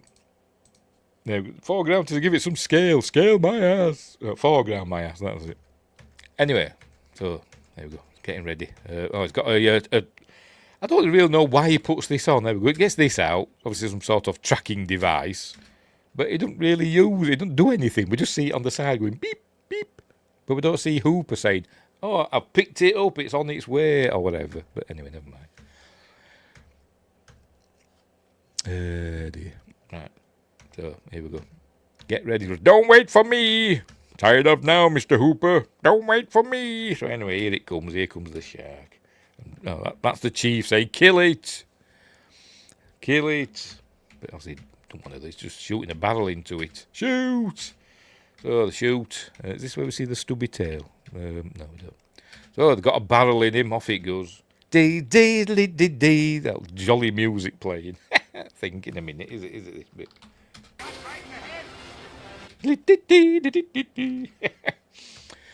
Anyway, so free another barrel coming round. So off they go, they're chasing. But the barrel's gone down and they've lost him. And the sun's going down. Is this where we see the meteors in the sky? Or is that later? That might be later.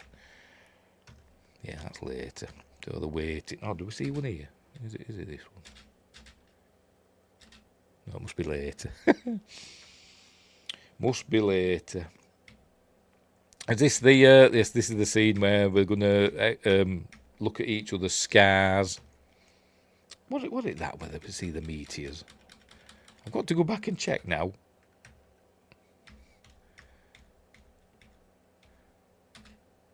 I've got to see. No, it is. It must be later. Right. So they're having a breather. We're having a quiet moment after all that excitement with the barrels and. No, the chief's got a little cut on his head. So they're basically Quint's making fun of him. Said, don't worry about it, Chief. Won't be permanent. You want to feel something permanent? So he's got a tooth missing, and then he's got a bump on his head, and Hooper's got scars from moray eels and sharks and stuff, and so they're exchanging, comparing each other's scars. So they're drinking to your leg, I'll drink to my leg, and says, oh, about this one here, Mary Ellen Moffat, she broke my heart. So they're all laughing. And then Brody says to Quint, says, what's that one there on your arm? He says, oh, that was a tattoo, I had it removed. And Hooper says, don't tell me, mother. So they're all laughing, because they're all a bit drunk. But says, Mr. Hooper, that was the USS Indianapolis. So he tells them the story, the famous story of the USS Indianapolis, which isn't in the book because it was still classified. When Peter Benchley wrote Jaws, nobody knew what happened to it. Oh, well, the public didn't know what happened to the Indianapolis because it was still classified. But when they were doing the film and they were filming, it became unclassified and released to the public. Must be a 30-year rule or something, I don't know. But so they got Howard Sackler. Remember the fellow that wrote the original script? He had the idea. He said, put in we need a speech about the Indianapolis in there and about what happened and that Quint were on it. But that's they got John Milius in to write the actual script, and he wrote like a 9-page speech, which is about like 9 or 10 minutes of dialogue. And Robert Shaw said, I'm not remembering all that, not memorising 10 minutes of all that. He took it away because Robert Shaw's a playwright, and he whittled it down to like 5 pages, which is what we got. So a collaborative effort, and it's an amazing story about how he survived on the Indianapolis, which was the ship that delivered the atomic bomb that were dropped on, I don't know, Hiroshima, I'm presuming that one. But and it got hit by a Japanese sub, torpedoed it, and it sunk. And he says 1,100 men went in the water, but I think in real life it was close to 1,300 men. I think went into the water, and only 316 or 17 were rescued, and sharks got the rest. But so he tells all about that. That they're all in the water, and he'll never wear a life jacket again. Justin says a tragic chapter in naval history. Yes, it is. This is where he says he saw somebody that he knew. Mate, thought he was asleep.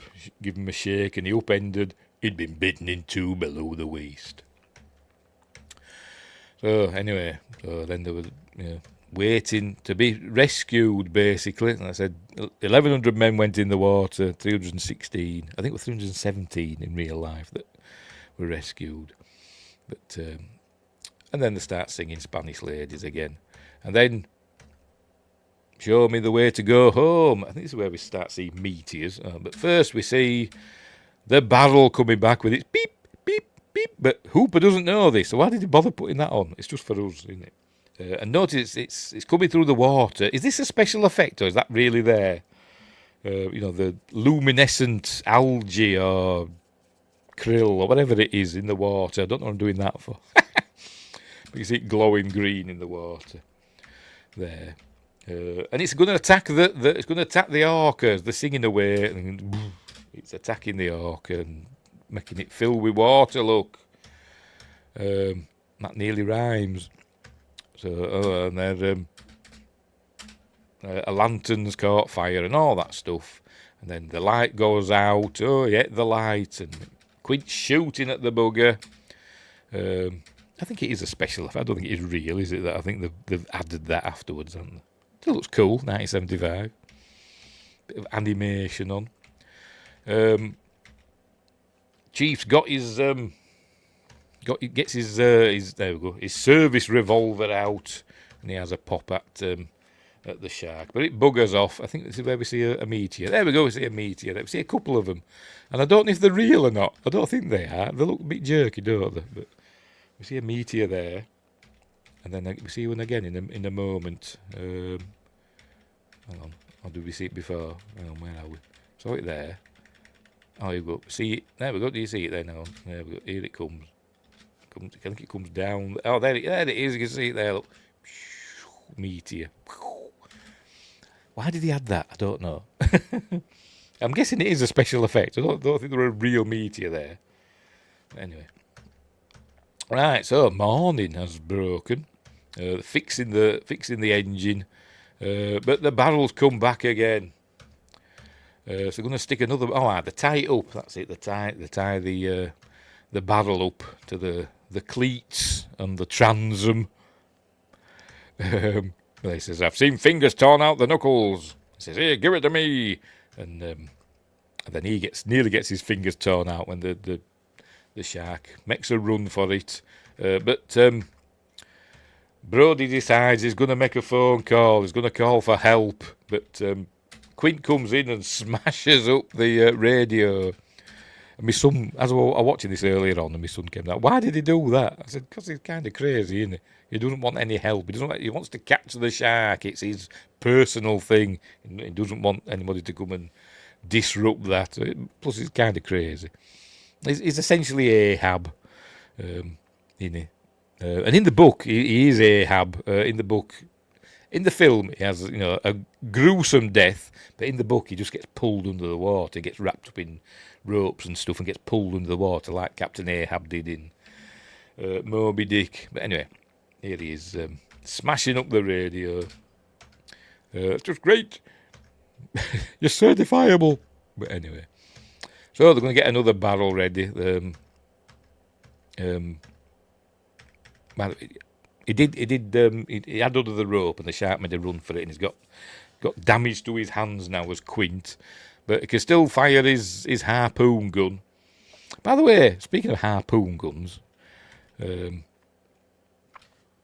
I say Josh Tempest earlier on? I think I did, didn't I? What am I talking? Josh Temple. What we're going to say now?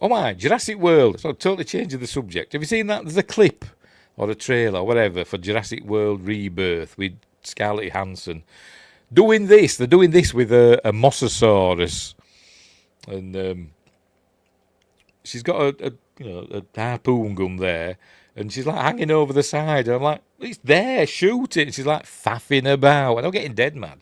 I still want to see it though. But my son won't go and watch it at the cinema with me. Barrels are good to defeat Bruce and Worf. Yes, Worf got his spine injured by barrels, didn't he? You did. That's a cool name. Yes, Josh Tempest. Lead singer from Europe. Oh no, that was Joey Tempest, wasn't it? Anyway. Right, so let's get another barrel in him. I think... And it's also had some bullets in its head from the chief as well. It's a tough shark, is this? I think there's more than one, to be honest. Anyway, off it goes. Have they got the other barrel in? I don't think they have yet, have they? No, I don't think they have yet. They're chasing after it. The engine's nearly packing in, because it's got lots of water in the engine and all that stuff. It's the ship's, the boat, whatever, it's not doing well. But they're chasing after it. And I think he gets another barrel in. He's having a pop at it now. Here we go, he shoots it in the head. We actually see he shoot it in the blooming head, look. It's a tough shark. Then gets another barrel in it, but down they go. But then they soon come back up again to the barrels. So they're going to come round, get another barrel in it, I think. Here we go, coming around. This is where they tie him up to the transom. That's it. That's where they tie him up. And nearly crushes Hooper's legs. Look, they just slice them off, wouldn't it? You'd think, but he gets out. He's fine. He doesn't seem any worse for wear. But you think all these muscles in his legs would be all splattered with that rope. But anyway, the shark's going to take them for a little joyride now. It's going to just start pulling them through the water because the engine packs in a minute. But here it is. It's pulling them through the water, which is kind of cool. The cleats are coming out, and we're going to lose. We're going to pull the back of the boat off. But anyway, water's flooding into the engine. Anyway, so Clint goes to get his big knife, but just as about to cut the lines, the cleats come out, and Off the barrels go, but they come straight back up again. But I don't think it's anything to do with, the shark not being able to submerge. I think the shark just wants to get them, I think. There's Bruce. Can't stay down with 3 barrels on him. Has he got 3 now? Oh, aye, he's got 3 now. Because the third one, they got him from, like, the back of the boat, didn't they? And the barrel were at the front, and it came through and smashed through the windows and everything, didn't it? Anyway, so there we go, getting the pump. Start pumping. Pump it out, chief. Anyway, there we go. Puts the knife there. He needs that later, and he gets it back in a few minutes. But there go the barrels under the water. There we go. How did they do it in real life? By the way, where they filmed it, off Martha's Vineyard, the seabed is only like 30. They could go 12 miles out to sea, so you couldn't see land. And the seabed's still only 30 feet, from the boat. The sea's only 30 feet deep. So what they had for the shark was a big pontoon, pardon me, that they submerged. And the shark were on it on a big, on a big rig thing. So that's how they did it. So the sea's not deep there where they are. It's only 30 feet deep. Not thousands of feet deep. Anyway, I can't believe it. I can't believe what's going on. Never seen a shark do this before. And anyway, Chief says, "Oh, I'm not pumping this out anymore. Look, it's listing." Oh no, it isn't. The shark's still attacking them. Just remember, the shark's still attacking them, and here it comes. Is this where we see the stubby tail? I think we do. We're going to get a look at the stubby tail. Show us your stubby tail. There it is. Looks little stubby tail. Anyway. Off he goes. Where's the barrels gone, by the way? Where are they? Has it got rid of the barrels? I don't think we see the barrels again now. Has it chewed them off? Because we saw it earlier on. The shark came up and it was chewing through the ropes. Has it finally got rid of them? I don't know. But anyway, they fire up the engine and he says, "We're gonna, because the shark's chasing them now." So he says, "Right, we're gonna lure it in because now you can see the land. Look, some promontory there. We're gonna draw it into land and drown him." Don't know how that works, but that's what we're going to do. We're headed in, Brody. Thank Christ. Oh, the barrels are still there. Look, why didn't we see him before? Don't know. So it's still chasing after them with the barrels, but then the engine packs in, and it says to him, we have a funny bit here in a minute. It says, hang on, have I missed it? There we go. 'Cause, Hooper says, "We don't put that much pressure on it," meaning the engine, and then the engine's packing in, and he comes up to him and says, "Look, I told, God damn it!" He just growls at him, just like this crazy, like old curiosity shop and all that stuff.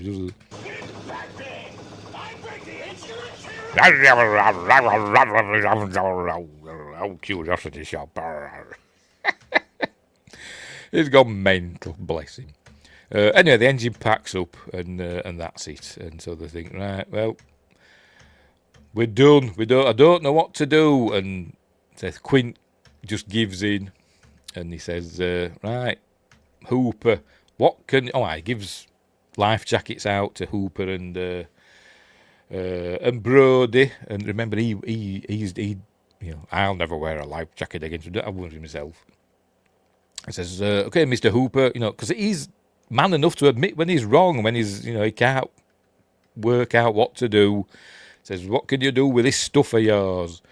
I says, look, I can pump 20 cc's of strychnine nitrate into him. And then, I don't get this bit, because if I get close enough, does it say here? Where is it? If I get close enough. So this little needle can get through his skin. It says, no, but if I get close enough in the cage and get him in the eye or the mouth. But in a minute, we see him squirting the poison into the harpoon. So, he's not going to get it with the needle. He's going to get it with the bloody harpoon. But anyway, whatever. That shark will rip the cage to pieces. You got any better suggestions? No, they're going to make their cage. There he is. Look, he puts a cork on the end of the harpoon thing. Like that. And then squirts the poison into the harpoon. So why would he say this neat? Whatever. Right, so in he goes. In he goes. Okay, he's got no spit. Oh, yes. And Hooper gives his glasses to Brody. Actually, Brody points out, says, "Give me your glasses." So he gives his glasses to Brody. Good job it's not me, because I'd been that. Well, I can't see now. But obviously, he must just use them for reading. I don't know, unless he's got prescription goggles. That must be it. So give them to Brody. Roy Scheider must have a thing about putting glasses in his mouth, because he puts Hooper's glasses in his mouth. Look, you wouldn't want to put my glasses in your mouth. Back of my ears are filthy, tell you. But he must have a thing about, because he does it in 2010 as well. He puts his glasses in his mouth in that. Does he do it in any other films? I don't know. But I'm guessing he probably does. Ain't got no spit. Anyway, so down he goes. Off he goes. They lower him down into the water. And here comes the shark. Now, I wonder, is this a double exposure or, like an overlay? Because we see the shark here. I don't know if this is a real one or if it's Bruce. I don't know. I'm thinking it's probably a real one. But, hang on, where are we? But that, it looks, I don't know, it doesn't, I don't know. Does it look real or not? I don't know. But anyway, here it comes. And then we see it go by. That's the mechanical one, isn't it? But then we cut to a shot of an actual shark, as I said, filmed by Ron and Valerie Taylor. And what they did, obviously they said our sharks that we'll be filming are only like 13, 14 feet long. So the filmmaker, Spielberg or whatever, and Zanuck and Brown, they said, we'll send you a small cage and a little actor.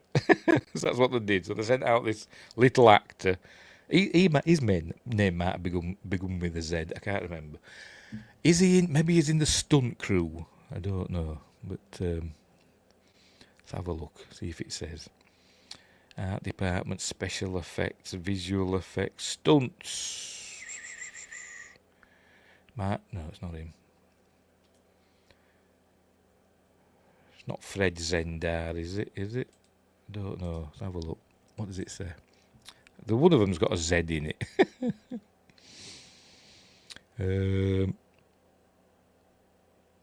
I don't know. There's no picture of him. It doesn't say if he's a little man or not. Never mind. Anyway, they sent out this little actor who apparently didn't know how to dive, wasn't very comfortable in the water, but thankfully he was wary of it, and that saved his life from a bit that we'll see in a minute. Anyway, the shark goes past him. It swims by him. Off it goes into the murky depths. Hooper takes off his cork, and we see the poison in the water. There it goes. I think we get a little glimpse of it. All right, but then the shark appears behind him, because it's like Jason Voorhees. It can teleport. Here it comes. Doing, knocks him. He drops It's always dropping stuff in the sea. He dropped that tooth. Now he drops the harpoon. Then let me see a real shark. We know our shark. We know Bruce. Can we see it? Because our Bruce has got jowls. Can we see him? Can we see? There we go. He's got jowls as Bruce. Because apparently they needed a hinge for his mouth, so they covered it up with stuff in it, gave him jowls.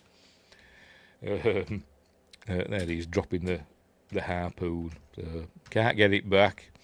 Here comes the shark again. He's, and the scene where we see him going, I'm going to see it in a minute. There we go. That's not Richard Dreyfuss. It's somebody else. It's I don't know, another actor, a crewman or whatever. They just needed a shot of somebody going, and obviously Richard Dreyfuss wasn't available, so they just shoved somebody else in the gear. And there we go. In the book, he dies here. There's Hooper. Actually, the shark gets him in his mouth, and it's like ragging him about. And Brody's shooting at it with a rifle, and actually shoots Hooper, but gets him in the neck. But anyway. Right, so the shark's destroying the cage. There it is. Hooper gets out, swims away, look. And then we see the shark in a minute. There we go. stuck in the cage, and this really happened. This is the bit where the little actor man who doubling for Hooper, the small actor, his wariness of getting in the cage. He didn't want to get in the cage for these shots, and he kept putting it off. And they were getting a bit angry with him at the time, with the producers and all that. And saying, "Go get in the cage, just get on with it, get it over with." And they were just about to get in the cage, and then this shark came along and got stuck in the wires and stuff. She calls it the bridle, Valerie Taylor, the bridle at the top of the cage. And he got stuck in there, with its nose. And it went crazy, did the snake, the shark. And it was writhing about like that, trying to get out. And it ripped the cage away from the boat, and and it went down. It escaped. It got out eventually, did the shark, but the cage was knackered. And they said if he'd have been inside, the little actor, he'd have been dead. He'd have been killed. So thankfully, his wariness of getting in saved his life. And he said he didn't get in the water again after that. Anyway, so they pull the cage up, and obviously he's not in it. They think it's probably dead. Is Hooper? They think he is. Here comes the shark again. It was the scene where it jumps up onto the boat. There we go, making the boat sink. There it is. And poor Quint, because of them blooming gas canisters. There's the shark. Look, them gas canisters. He's holding on. He's Quint. And one of the gas canisters hits Quint right on his hand here, look. He's holding on there, and he goes, boing, oh, ah! So he starts sliding down, and he's holding on, but the shark is going to get him. Down he goes, there we go. There's the knife, look, there. Oh, you can see it just there. And he hasn't got it, but the shark gets hold of him and starts ragdolling him, and that's when he gets hold of the knife. And people say, it looks a bit poo, but, it's 1974 when this woman, 1975 when it came out, but it was filmed in 74. I think it's fantastic. Jowls and everything. I can't see for me, but they're there. Anyway, so it gets hold of, again, PG, I don't know how they get away with it, because it bites into him, and there's blood and everything, look. And it's where it's ragdolling him. He grabs the knife here. Does it show it? But the next time we see him, he's got the knife in his hand. He grabbed hold of the knife now, and he's stabbing the bugger. Look, I think I'll take you out. And then we get one last blood spit. 12 certificate, PG at the time. It was an A.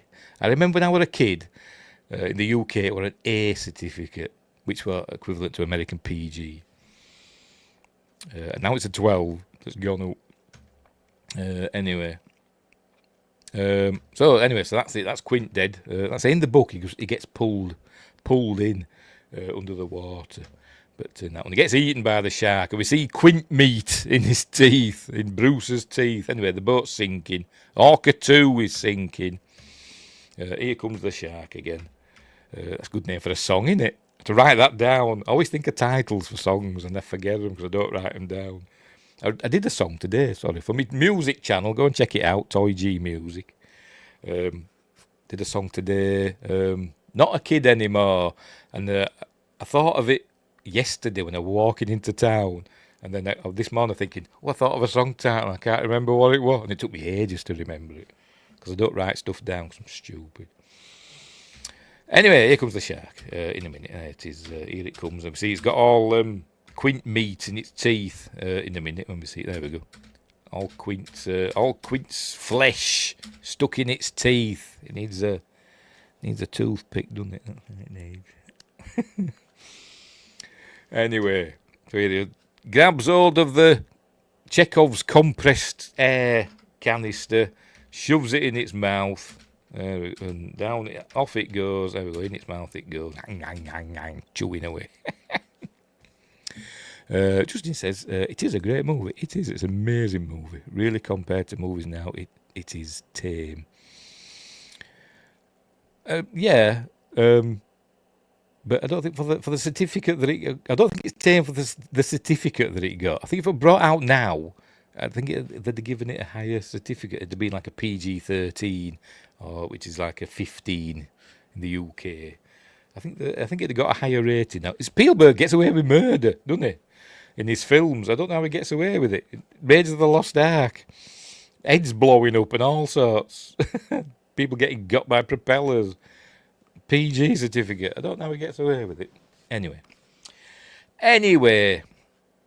where are we? Oh, yes, it's put the canister in the where are we? In Bruce's mouth. Anyway, it's obviously thinking, I'm going to go swim away and chew on this a bit for some reason. I don't know why, but it's giving him a minute so he can grab a rifle. There we go, and a pointy stick, a spear, or whatever it is. I don't know what it is, but give him time to climb up the mast, because the ship's sinking, the boat. Is it a ship or a boat? It's a boat, isn't it? A ship has boats on it, doesn't it? A boat doesn't have other boats on it. Anyway, up he goes to the top of the mast. It's going over. Then he gives the shark a good old prod. See, he's still got quint meat in his mouth.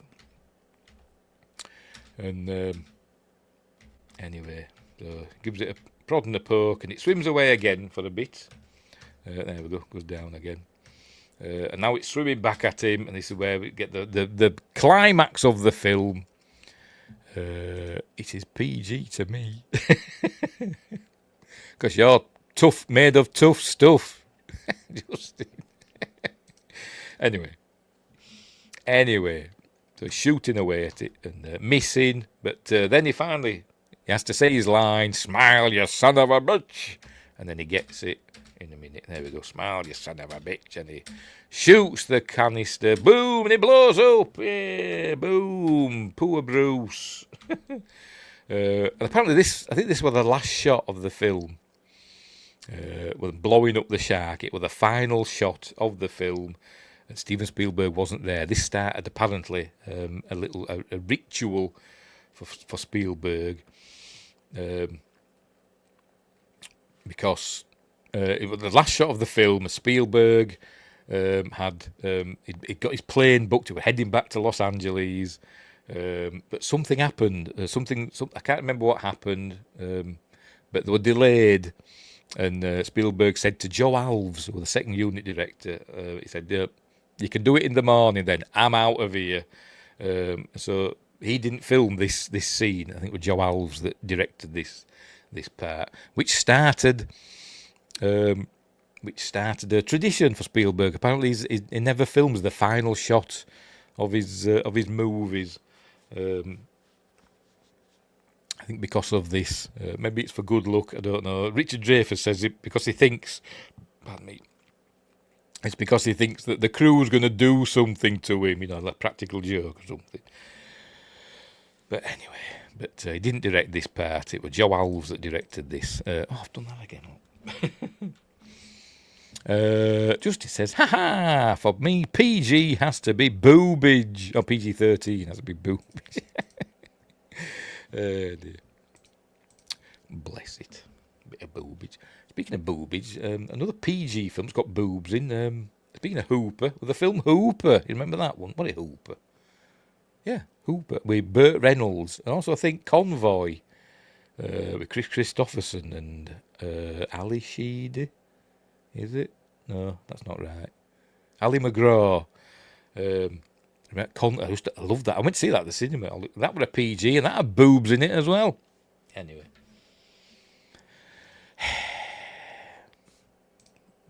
Innocent times. Anyway, the shark's blown up. Bruce has exploded. So he's all, yay! And the shark's dead. Down it goes. Look, it's no head. So down it goes. Makes the sound of a dinosaur, apparently. Do we hear it? Let's have a listen. Got to be careful.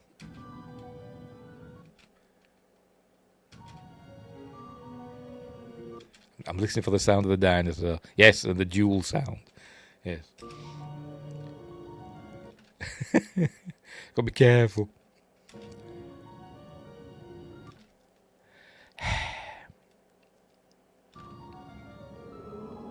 There it is.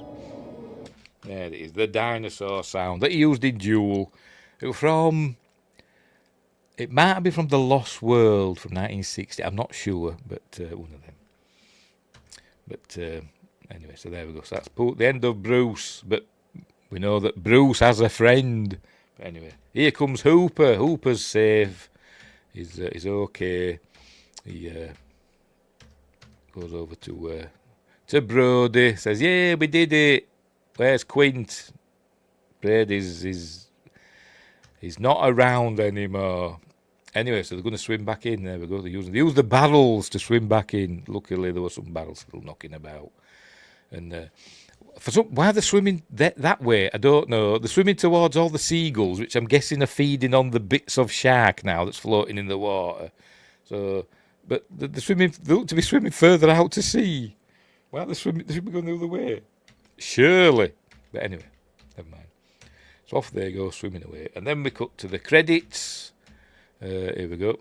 Which are cool credits because, it's not just credits on the black screen. We actually watch them swim to shore and get out. I'm guessing this is probably not actually Roy Scheider and Richard Dreyfuss. I'm guessing this is second unit.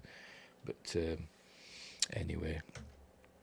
So there we go. Now we get the credits. Don't last very long, but just long enough. Where are we? Just long enough to see them get out of the sea at the end. There they are. Just see them coming out of the sea at the end as they fade out. The shark in part 2 was really evil because it wanted revenge. Even though it was Jaws for the revenge, I think Jaws 2 were more vengeful because it took out a killer whale, didn't it? But anyway, great movie. It is a great, one of the greatest. Put it in my top 10. I can't remember. If it isn't, it's close, isn't it? I can never remember what I put in my top 10. I'm going to check again. But anyways, there we go. So that's the end of Jaws. Great film. One of the best films ever made. Up there with, I don't know, the best films ever made. So there we go. Right. I'm going to check my list, my top 10 list. Where have I... If I can remember where I've put the blooming thing. It's probably not there, to be honest. No, because I did a tidy up and it'll be in another folder. Never mind, I can't be bothered. Doesn't matter. Has that old Hollywood feel to the end of this movie? Yes, it does. It doesn't have credits that go on for like 10 minutes, does it? They're showing us that every single person that worked in the film.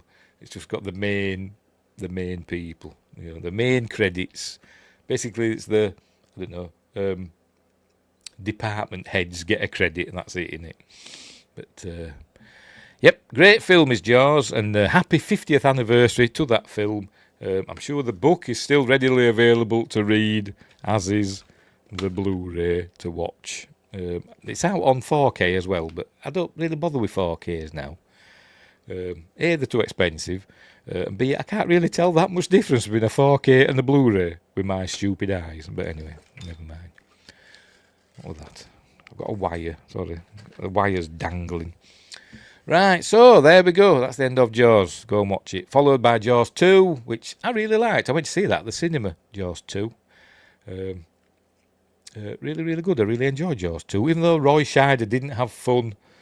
He didn't want to do Jaws 2, did he? But I think he was like contractually obliged to do it, wasn't he? But and then Jaws 3, 3D, which Joe Alves' only directorial effort, I think.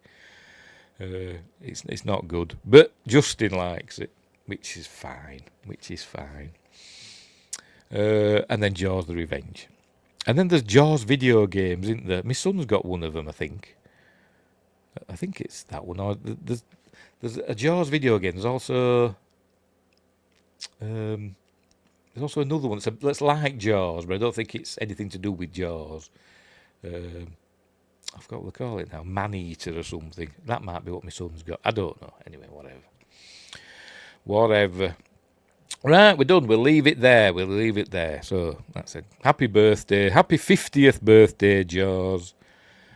Many happy returns to Bruce. Right, so we will leave it there. So thanks, Justin, and Windgrace, and Quest, Melvin over at Quest. Did anybody else pop in? We didn't have any Josh Temple, did we? I don't think we did. Didn't notice him.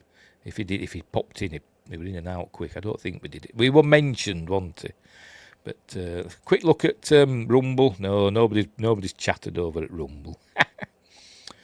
But Ahmed is whatever over at Twitch. Best viewers on Boost Load online.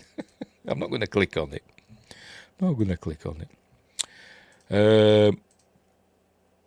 Justin says, I have strange taste sometimes. Yes, you do.